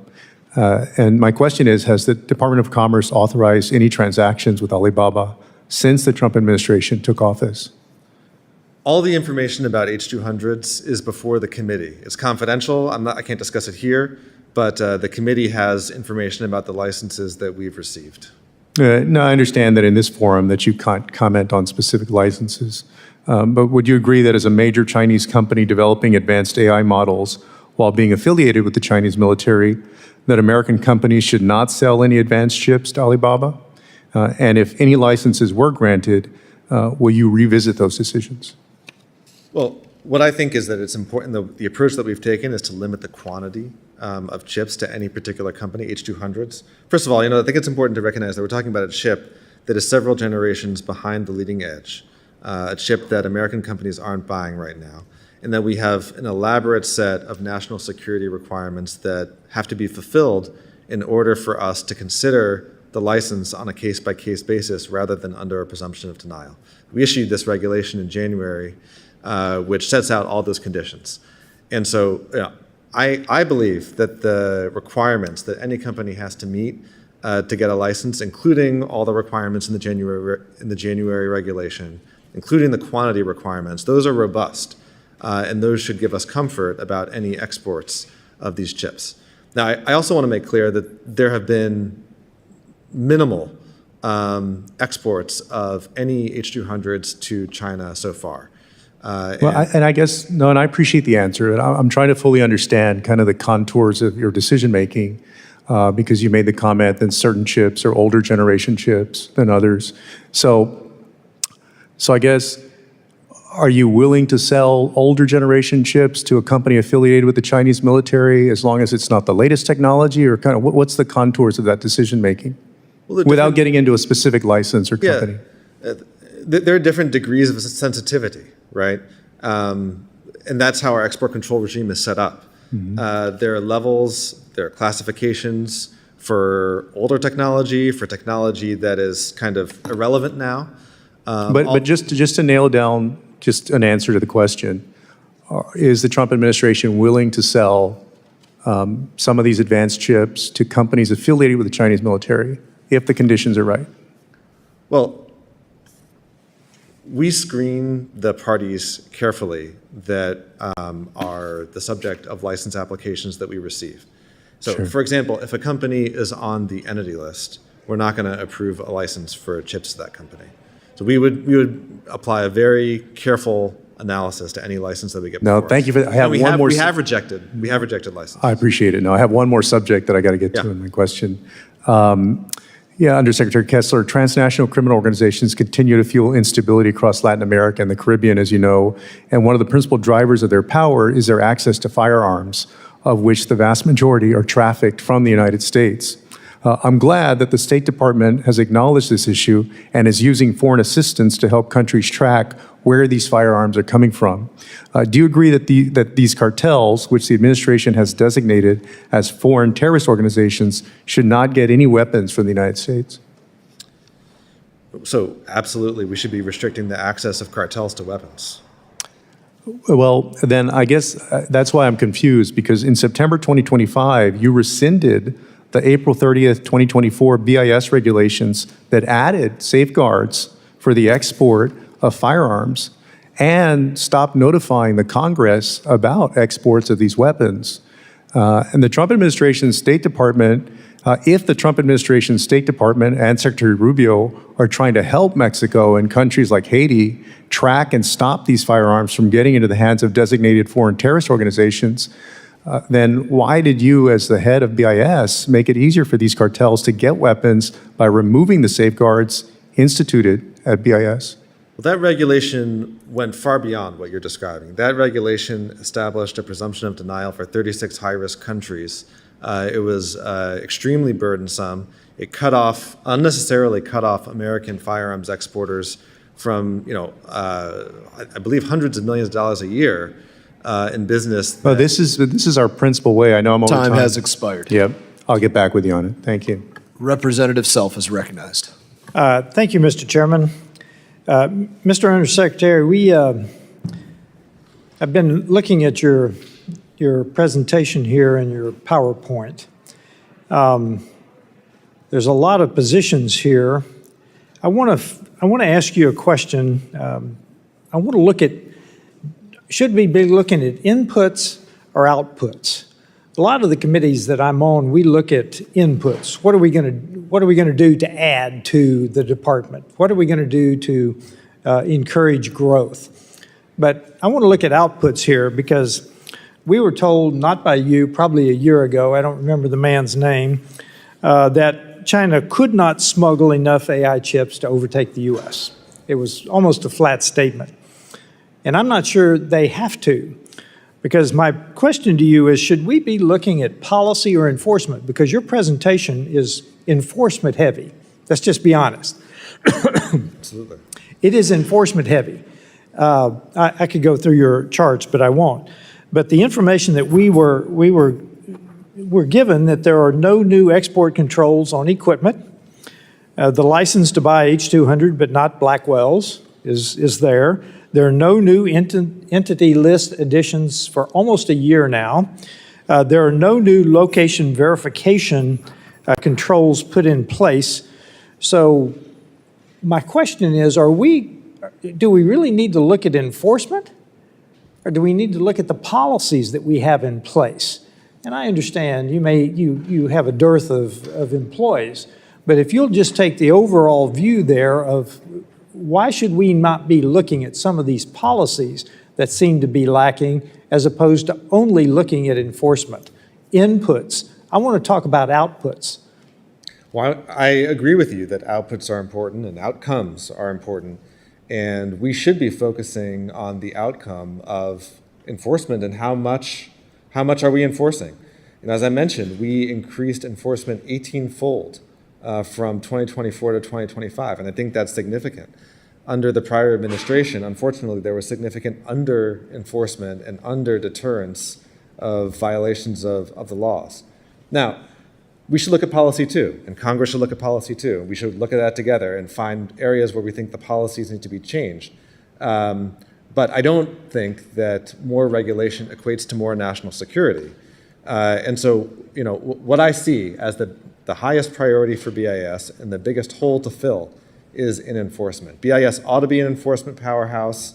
We ought to be, for example, having licensing processes that are rigorous, that appropriately handle applications that involve items of national security concern, not rubber stamping. Let's look at some policy that you might take a look at. The AI Action Plan. So I think you've got the requirement for the policy, the negotiated policies in place, they just haven't been enacted. So I go back to my point. So I'll leave you with this. Mm-hmm. What 3 metrics, if we do this investment, and I think you used the term, I've forgotten the exact term, but generational investment or something like that. What are the 3 metrics that a year from now, Congress could say you either met the metrics or you didn't? I think that penalty amounts is the single most important metric, right? I see a huge penalty increase. Amounts? Dollar amounts? Penalty amounts, because we know that there's, and I'll tell you why, because we know that there are significant violations out there that are happening. We know that we've made a lot of progress from 2024 to 2025, and we're seeing so far in 2026 continued progress in increasing the penalty amounts. We want to know, is BIS catching the bad guys? Are the violations getting stopped, and are we effectively deterring the wrongdoing that we know is happening? So you're not particularly fussed about the AI Action Plan not getting implemented? Well, of course we want to implement the AI Action Plan. There are several parts to the action plan. Part of it is export promotion. Part of it is semiconductor manufacturing equipment controls, which we're enforcing strongly.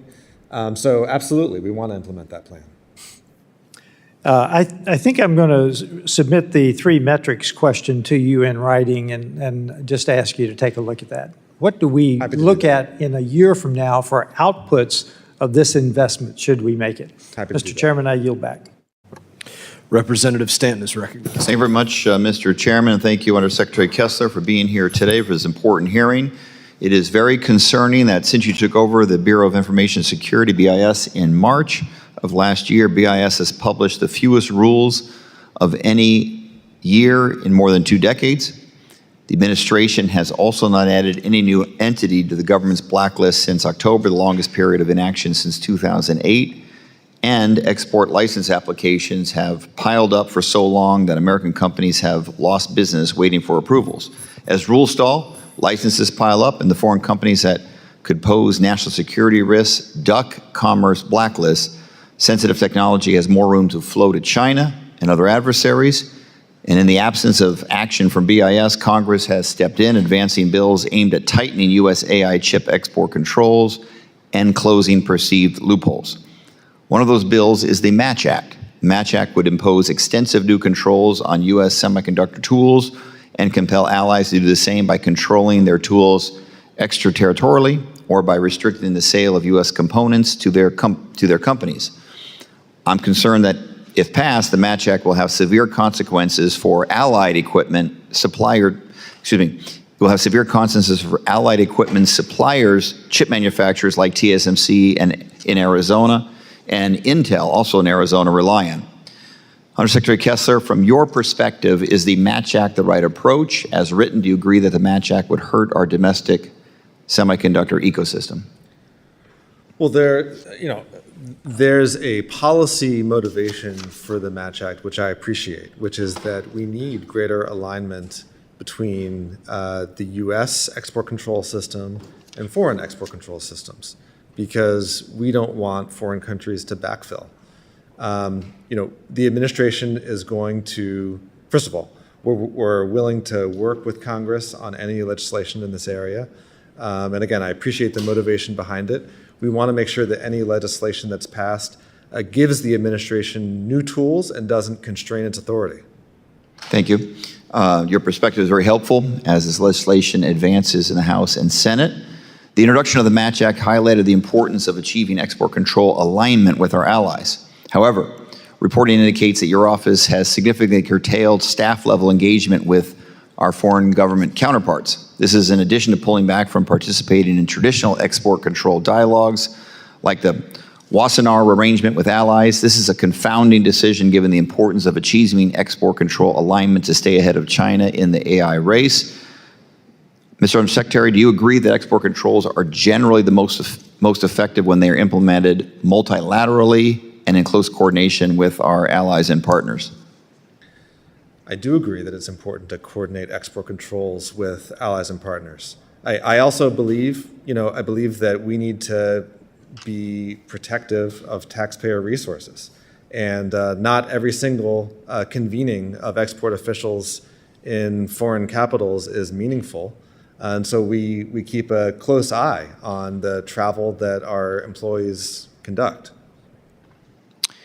It's been well over a year since Section 232 semiconductor tariff investigations was initiated. Can you give us a status update, and can you commit to a rough time frame for when industry and Congress should expect a determination? I'm sorry, for which investigation? The Section 232 semiconductor tariff investigation. The investigation's complete. The president issued a proclamation, and it described several phases. So that's already happened. Thank you very much. I yield back. Representative Fine is recognized. Thank you, Mr. Chairman, and thank you, Undersecretary Kessler, for being here today and answering all of our questions. I've got a few because I think really what you're doing is incredibly important. So under President Trump, he's placed BIS as the cornerstone of his AI action plan and America First trade policy. One of the key components of these policies is ensuring that U.S. exports American AI to our allies and partners to prevent their dependence on our strategic rivals' technology. Now, I'm particularly concerned about the exposures of our allies to a malign AI full stack. We don't want foreign AI to become the standard. We'd like our AI stack at all parts of the value chain to become the standard. It's VHS versus Betamax, except one of them is American and one of them is not. And so that's why I have filed a bill in HR 6996, the Full AI Stack Export Promotions Act, which was marked up and passed in this committee. Unfortunately, ongoing delays in license approvals and confusion over the future of the AI diffusion rule have caused uncertainty and hampered exports to allies and partners. Can you comment on BIS's role in facilitating the export of US AI to our allies? Well, I agree with you that it's important to encourage our allies to build and invest in the American tech stack. It's essential. And that's part of the thinking behind the action that we took recently with the UAE, behind the Middle East deals that we've been doing. We want to encourage these companies to build on the American tech stack, to invest also in the United States, in our tech ecosystem. So the administration and I personally agree with that 100%.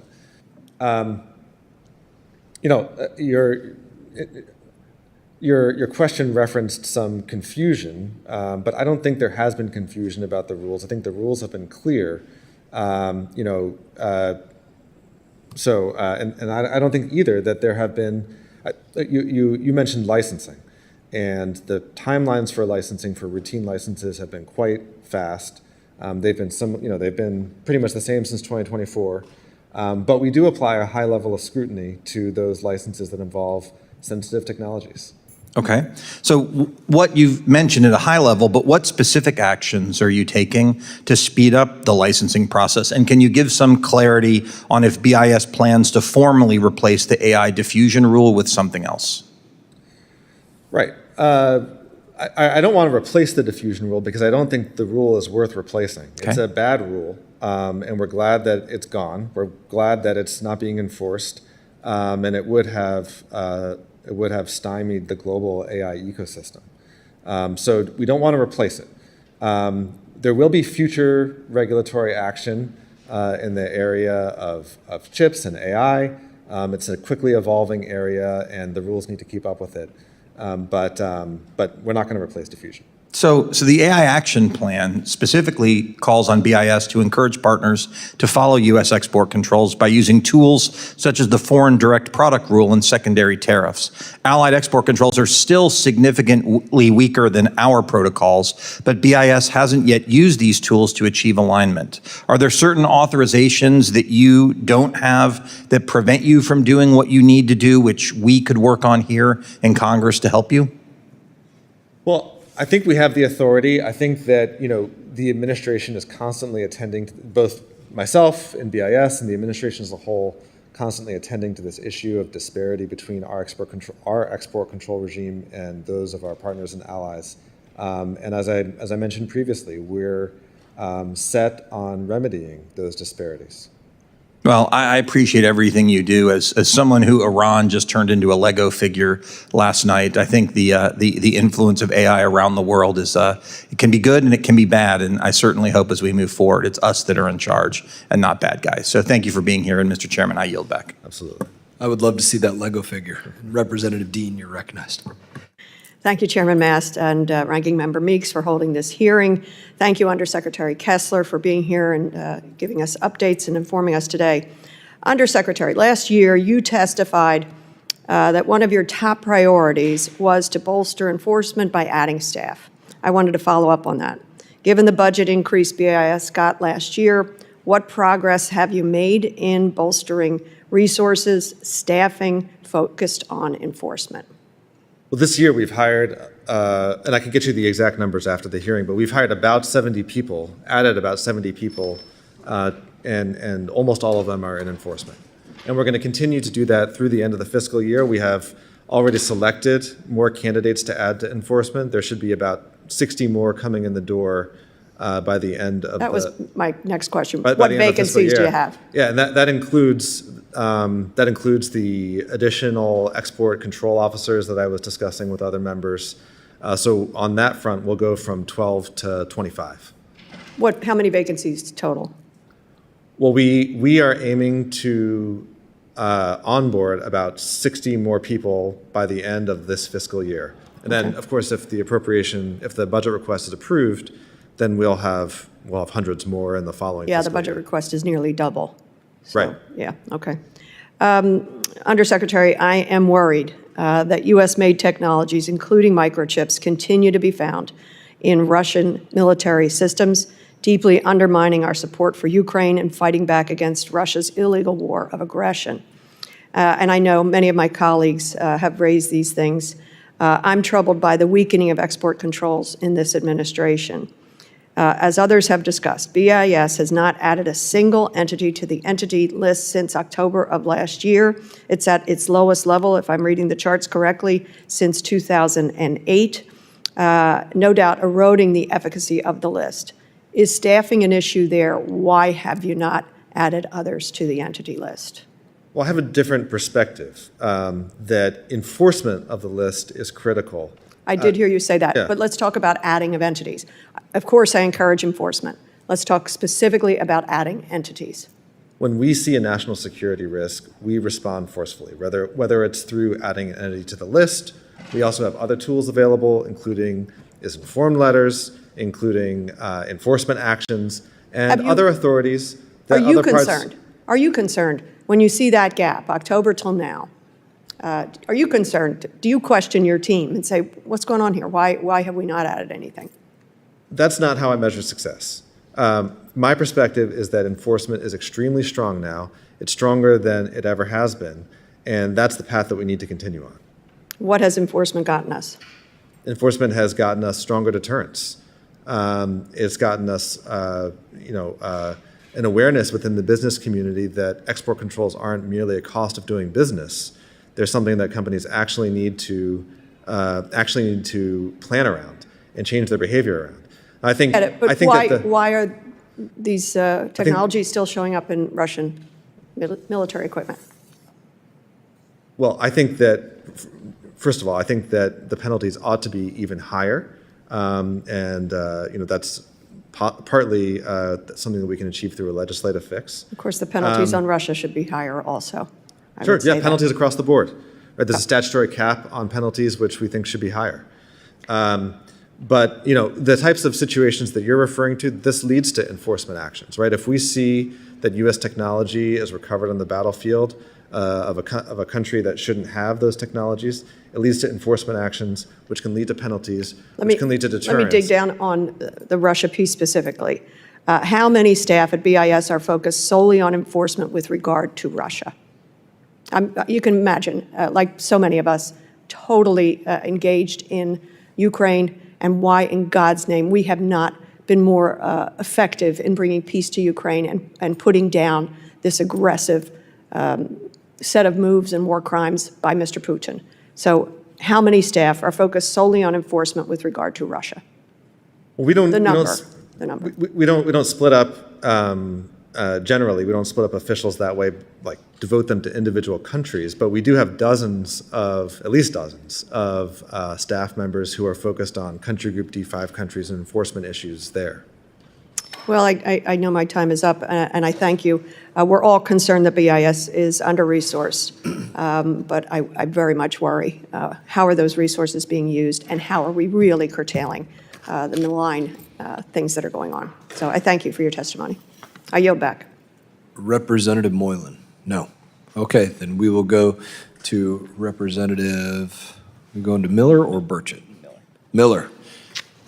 Miller, you're up. Thank you, Mr. Chairman. You're welcome. I'll take advantage of my opportunity. Thank you, Mr. Chairman, and thank you, Undersecretary Kessler, for taking the time to meet with us today. When we think about strategic competition with the People's Republic of China, most folks probably think about the Department of War, the CIA, or maybe even the State Department. But one extremely important and often overlooked agency on the front lines of this fight is the Bureau of Industry and Security, also known as BIS, at the Department of Commerce.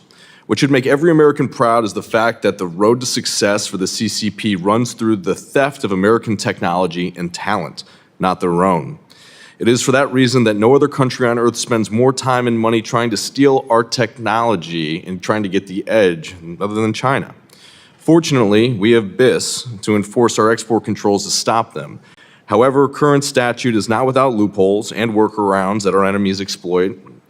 Under the Export Control and Reform Act, the definition of foreign person is too narrow to include the U.S. incorporated affiliates of companies that are subject to export controls, meaning that all an entity list company must do is access sensitive technology is to establish a U.S. affiliate company, which seems to be pretty easy to do.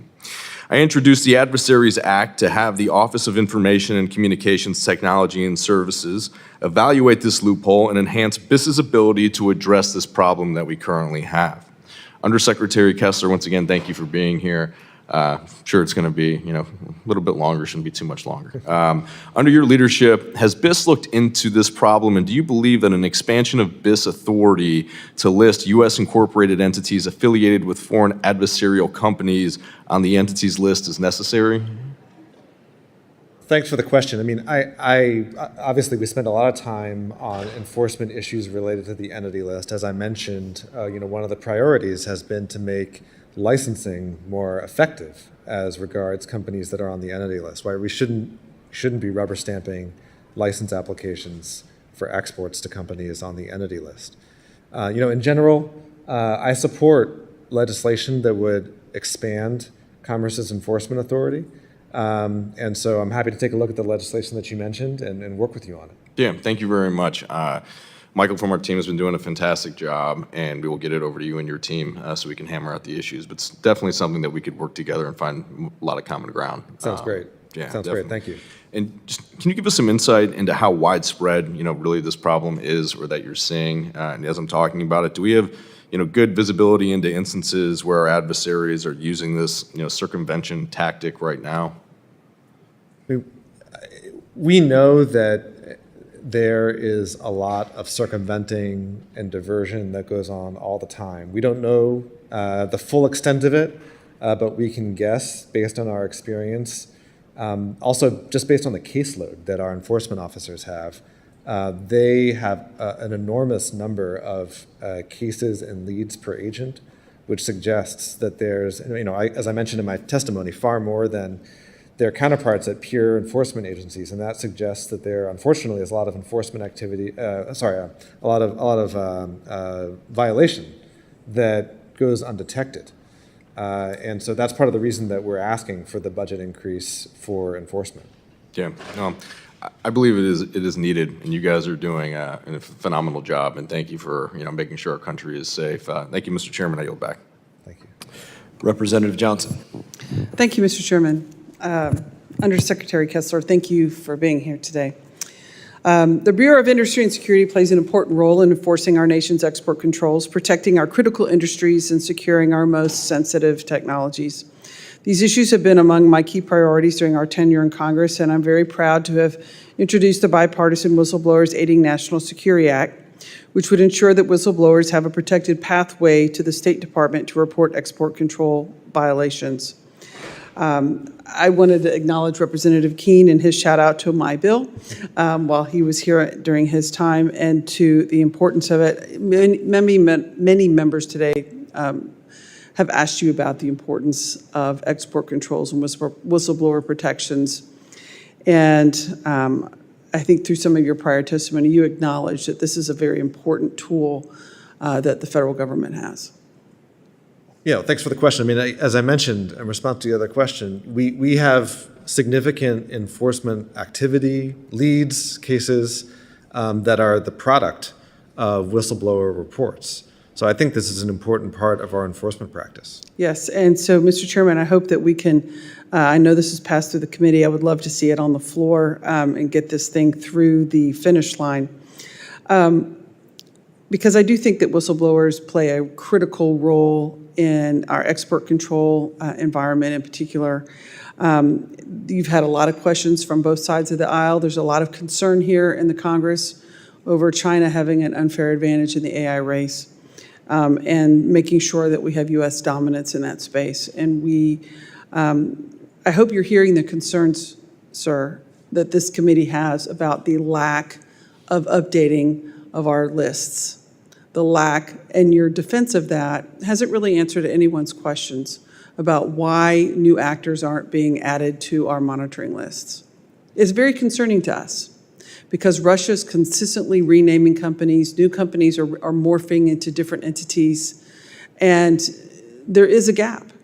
And I hope that if, rather than taking a very defensive posture on that topic, that you'll listen to the concerns of members of both sides of the aisle on this issue, and you'll go back and take a good hard look at the practices that your agency has been engaging in to address this gap of our security, because it's something that this body, our members on this committee, are very, very concerned about. Another issue, I wanted to talk about China for a second. In April, over 70 of my colleagues and I signed on to a letter led by Congresswoman Dingell opposing backdoor market access for Chinese automakers in the U.S. The Biden administration's Department of Commerce implemented strict restrictions on these imports, and yet this administration recently announced an exemption for at least one China-connected automaker.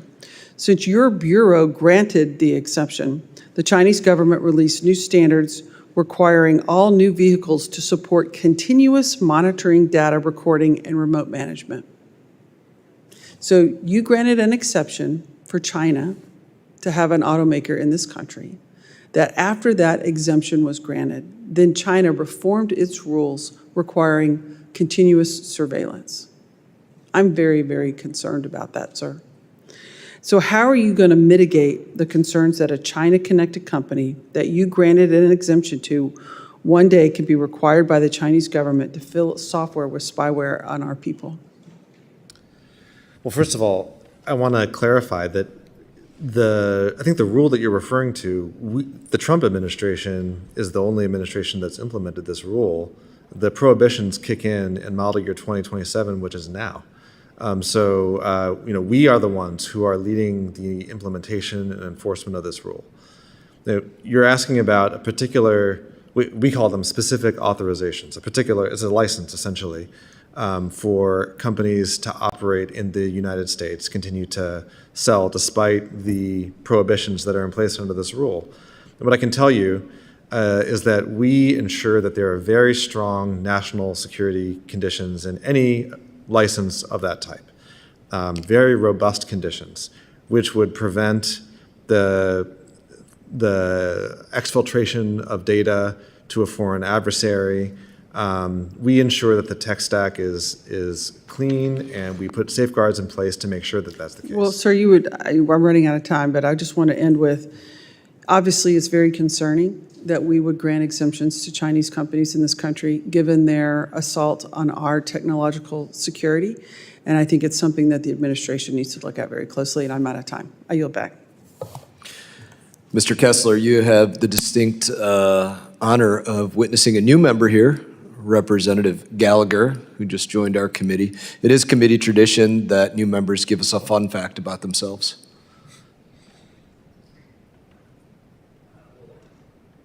Thank you, Mr. Chairman. It's a pleasure to be joining the committee, and thank you for that opportunity. I think maybe the fun fact is I'm a sixth-generation Californian. So my family, came to this great country, settled in California, and we liked the place. So, we stayed a while. It's not really tradition, but thanks for giving us a fact. Thank you. What part of California is this? This is Northern California, just south of Yuba City, California, Mr. Chairman. Max Miller. I'd love to have you sometime out. Look forward to joining you. Max Miller could have warned you, but he chose also not to warn you, though. Mess with you. Thank you, Mr. Chairman. You're recognized. You can ask all the questions you want right now. You get 10 minutes. No, you get 5. I'm just kidding. I am good. I've been listening very much to the conversation. I think very interesting conversation right there. California, actually, our governor has done a lot of exemptions and benefits for Chinese companies. So I'm very glad to see some real enforcement from your department on that front and ensuring that that we don't allow those types of things to happen. So congratulate you on that work. Obviously, these are very important to us to ensure that we're not having China get smuggled technology, and so I appreciate your work, and we'll continue to be monitoring that and working with you. Thank you. Thank you. All right, we'll leave you alone. Representative Burchett, you ready, my friend? Number 1 in our hearts. 435 on the chart. Thank you, sir. Mr. Undersecretary, I'm going to ask you several questions, and as the 435th most powerful member of Congress, I usually go towards the end of most of these discussions, so We just went over this, Tim. He's number 435. Do what? He's new. He's number 435. You can't be 435 You can't anymore. just step in and take my spot, Mr. Chairman. But what I reclaim my time? No, I hate it when people say that. That sounds so arrogant. But anyway, I want you to act like every one of my questions is one of the most brilliant questions you've ever heard, since I'm sure you've already heard them multiple times. And as Max Miller droned on about something, I wasn't really even sure what he was paying attention to. He told me I don't pay attention very well, and I really not, and he mumbled something about that. I wasn't really paying much attention when he told me that. So, sir, how is the Bureau of Industry and Security planning to align its priorities with U.S. national security interests? Well, strong enforcement. It starts with strong enforcement, sir. Is your microphone on? I'm sorry, is there what? I couldn't hear you. Oh. Is that better? Yes, sir. Okay. Yeah, it starts with strong enforcement. We have extensive rules that restrict the exports of goods and software and technology to foreign adversaries. We need to enforce those rules. In the past, that hasn't happened. And that's why our budget request focuses on stronger enforcement, bigger enforcement, and making sure that we have an effective deterrent in place. It didn't pass over my publicly educated brain that my colleagues across the aisle, when they tend to forget that they were in power for 4 years and it was pretty much wide open, and now you're seeing the adults in the room and they're acting as if something that they got the rug jerked out from under them. I find that kind of odd. I'm sure you do too. But increased export controls can lead to overregulation of American businesses while countries like China bypass the system.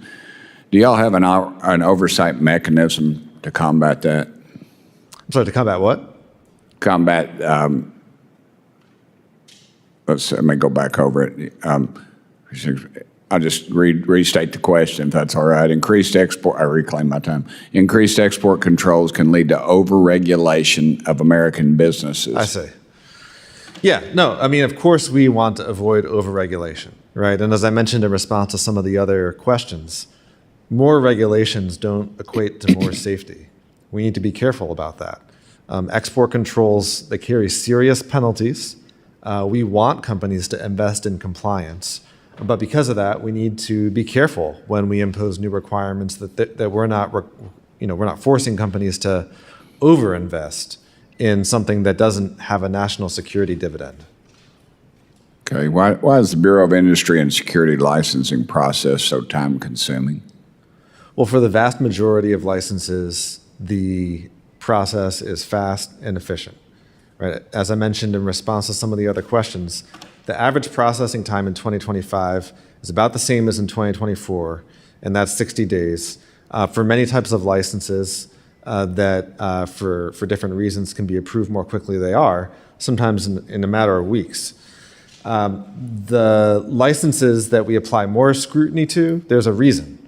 The licenses that involve sensitive technologies, that involve entity-listed companies, that involve sensitive regions of the world, those are the ones that we are very careful with. And I think that that's the appropriate way to handle those kinds of licenses because we don't want rubber stamping. Y'all have a plan to expedite any of that that you have delays with? We want to expedite all of it, right? The goal is to make all licenses go through the system as quickly as possible, but we don't want to compromise national security. I think sometimes we tend to throw the baby out with the bathwater on that, and I agree with you on that. Mr. Chairman, I yield back my 36 seconds. This is the end of the hearing. I mean, do you want to close it out, Mr. Burchett? Maybe a little song? If that's what you like. If I know it, I'll join you. That's okay. I'm a semi-professional singer, as you know, and this is not a union setting, so I'd be violating my like oath. Tennessee River or something? You don't want to sing that? No. Okay. All right. Thank you so much, though. You're welcome. Another day. Undersecretary Kessler, thank you for joining us today. I see no more individuals requesting to ask you questions. Thank you for your valuable testimony. I thank members for their questions. Members of the committee may have some additional questions for you, Undersecretary. We will ask that you respond to those in writing, and this committee stands adjourned.